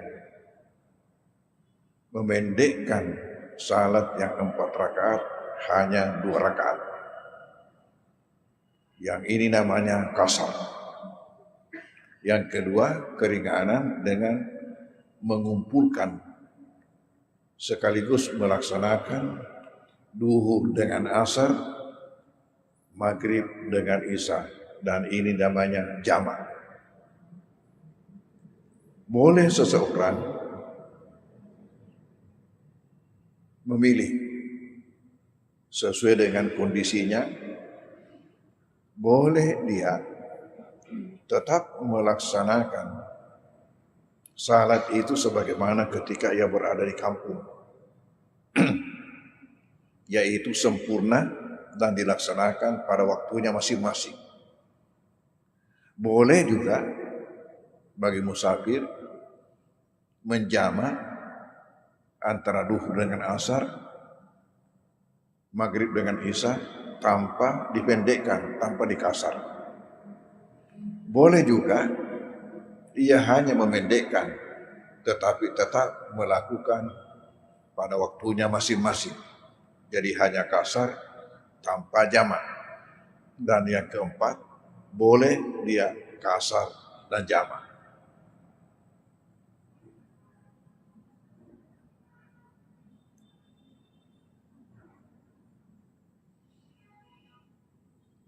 Nah, kapan dia boleh kasar dan jamak?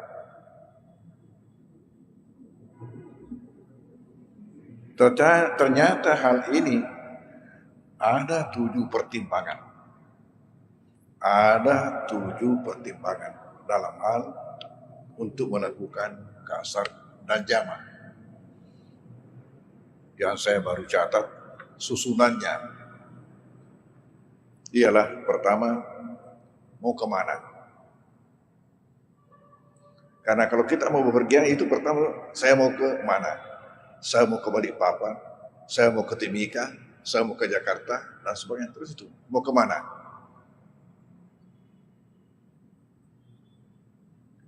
Tertentukah tujuannya atau tidak tertentu? Ini lain pertimbangan. Lain kalau tertentu, lain kalau tidak tertentu. Maksudnya hanya udah mau keliling, tidak tahu kemana nanti arahnya. Yang kedua, apa maksudnya? Mau ke Jakarta buat apa? Nah, itu pertimbangan. Yang kedua. Yang ketiga, pertimbangan berapa jauhnya, berapa jaraknya. Itu ada pertimbangan. Karena ada syaratnya bahwa nanti jarak sekian baru boleh melaksanakan itu. Ini kita akan jelaskan satu persatu. Yang keempat, berapa lama dia di sana? Tertentukah waktunya atau tidak tertentu?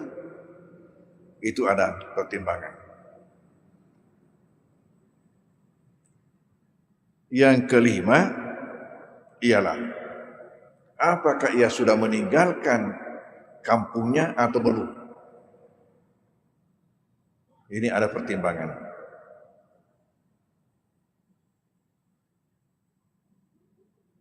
Yang keenam, salat yang dilakukan dalam perjalanan itu salat apa?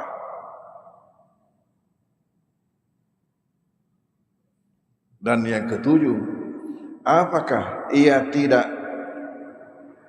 ikut pada salat orang yang ada di jalan? Artinya, umpamanya dia lewati satu kampung, sempat ada kampung untuk orang salat berjamaah. Apakah dia ikut di situ atau tidak? Inilah 7 pertimbangan terhadap salat orang musafir.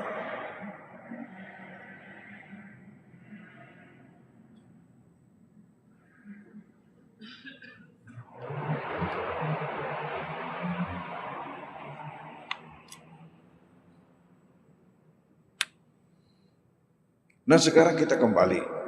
Pertama, mau kemana? Jelaskah arah tertentu?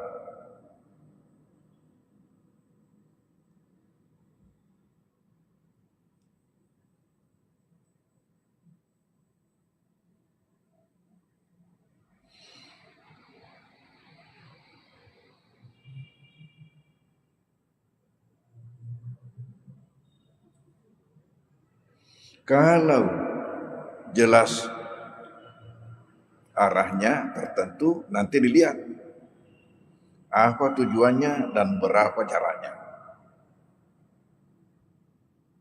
Kalau tidak jelas, mau malili Allah, kata orang Bugis, malili Allah. Sebenarnya itu malili Allah, malili alam, nak gulilingi lino. Matuli di bawah nih, hanya keliling putar. Ini tidak boleh melakukan salat kasar dan jamak tadi itu kecuali apabila telah sampai 80 kilo perjalanannya. Sebelum sampai itu, ya tidak boleh melakukan kasar atau jamak. Kalau hanya malili Allah.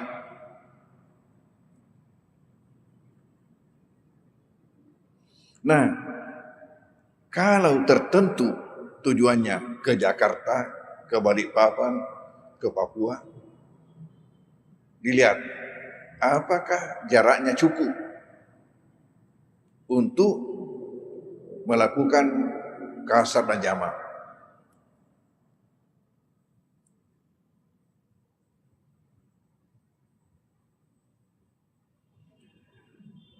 Berdasarkan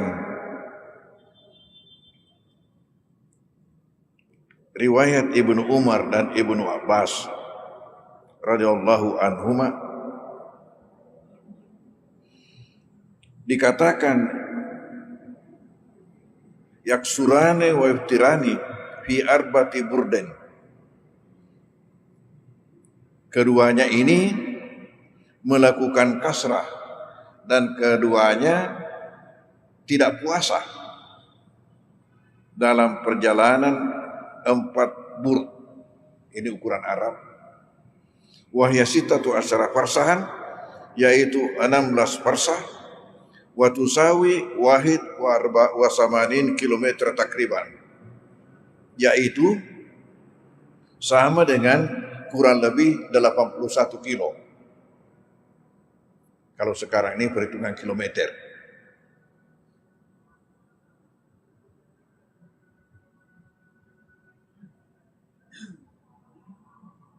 Kalau dasarnya dari Nabi mengatakan, menurut riwayat Ad-Daraqutni dari Ibnu Abbas, ya ahla Makkah, jaraknya ya, manasani Eloi siaga belana. Nabi mengatakan, ya ahla Makkah, wahai penduduk Makkah, la taksurani fi akalla min arbatibur. Jangan melakukan kasrah kurang dari 4 bur.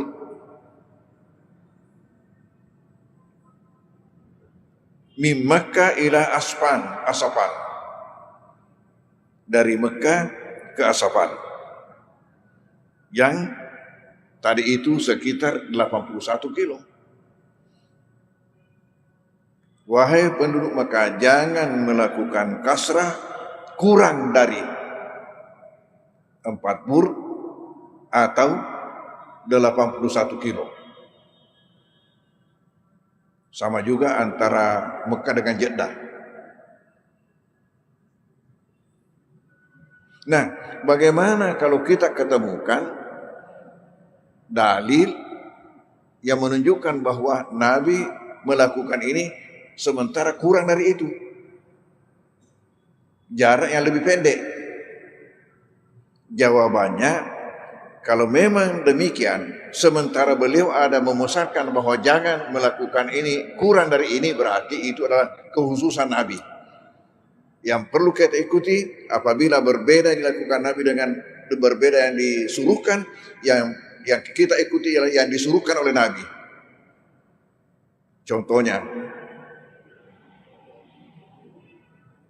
Nabi punya istri lebih dari 4. Sementara menurut Al-Quran dan menurut praktek pada masa Nabi, sahabat-sahabat yang punya istri lebih dari 4 disuruh ceraikan sebagiannya dan disisakan hanya 4. Berarti kekhususan Nabi ini, yang diperintahkan Nabi itu yang harus kita ikuti. Maka demikian juga ini mengenai perjalanan.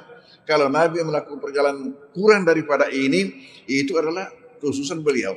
Tapi yang kita ikuti yang diperintahkan oleh beliau. Yang kita ikuti yang diperintahkan oleh beliau. Sebagaimana di sini dikatakan, wahai penduduk Mekah, jangan melakukan kasrah. Berarti itu yang kita ikuti. Yang kurang dari sekitar 80 kilo. Malah kalau ukuran Syafi'i mengatakan, ya Allah lengat dua ngeso doang peni. Allah lengat dua ngeso doang peni. Jalan biasa. Sementara kalau mazhab Hanafi lebih, yaitu perjalanan 3 hari 3 malam kalau mazhab Hanafi.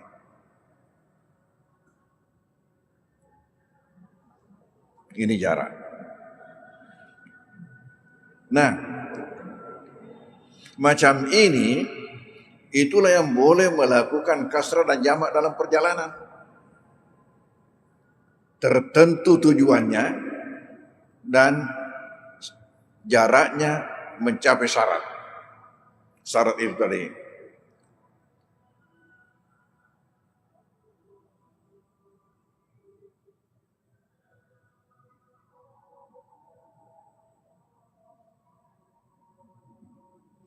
Tetapi buat apa dia di sana?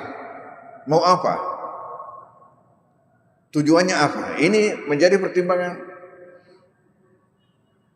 Tujuannya haruslah tujuan yang baik, tujuan yang halal. Kalau tujuannya adalah tujuan maksiat, maka itu ya tidak boleh melakukan hal itu. Tujuannya tujuan maksiat. Umpamanya kalau ke Malaysia mau ke Genting Highlight. Di Malaysia itu namanya Genting Highlight, itu tempat judi. Tempat judi internasional di Malaysia. Namanya Genting Highlight. Tetapi orang Melayu tidak boleh masuk. Kalau di sana dikatakan orang Melayu pasti Muslim, pasti Islam. Pasti Islam. Orang Islam tidak boleh masuk. Yang boleh masuk di situ hanyalah non-Muslim. Tapi ini saya kira tidak cocok dipraktekkan di Indonesia. Karena walaupun ada aturannya mengatakan tidak boleh masuk Muslim, tapi kalau kena UUD, kena UUD, ujung-ujungnya duit, laba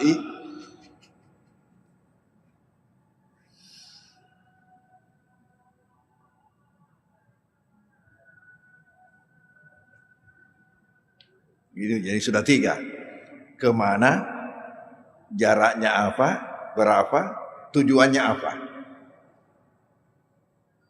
Kemana tertentu tujuannya.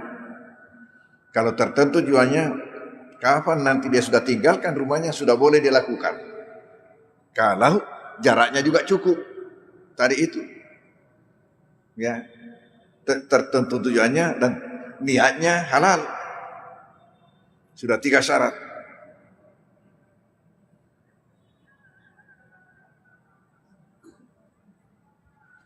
Apanya lagi yang menjadi syarat? Ialah berapa lama?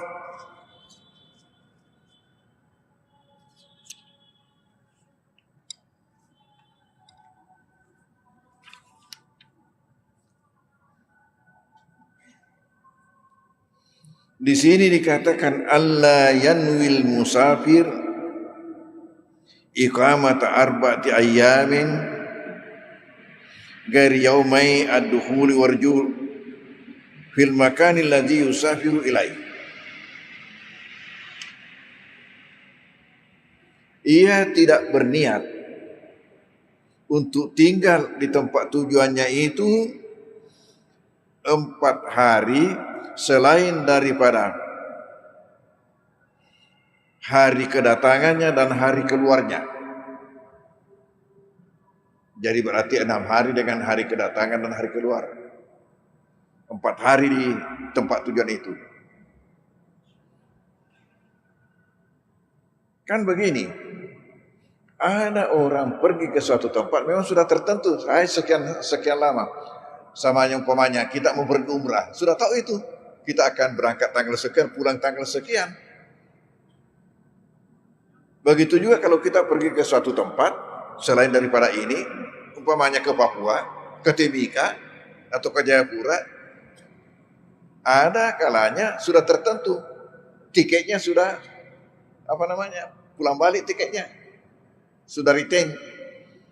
Tanggal sekian saya pergi, tanggal sekian saya pulang, tertentu. Nah itu dilihat. 4 hari kah dia di sana atau lebih? 4 hari kah dia di sana atau lebih? Itu menurut tiketnya. Ia boleh melakukan itu dalam batas 4 hari. Kalau tertentu. Waktu perginya dan waktu pulangnya. Ia hanya boleh melakukan kasar jamak di sana. Selain perjalanan, di sana 4 hari. Kalau lebih daripada itu, dia sudah harus menyempurnakan. Tetapi, kalau tidak tertentu waktu kepulangannya, kan ada juga hanya one way tiketnya. Kapan pulang? Ya, saya belum tahu lagi. Melihat kondisi di sana. Umpamanya, pergi menagih utang. Mungkin direncanakan 1 minggu menjadi 2 minggu. Karena bisa saja orang yang ditagih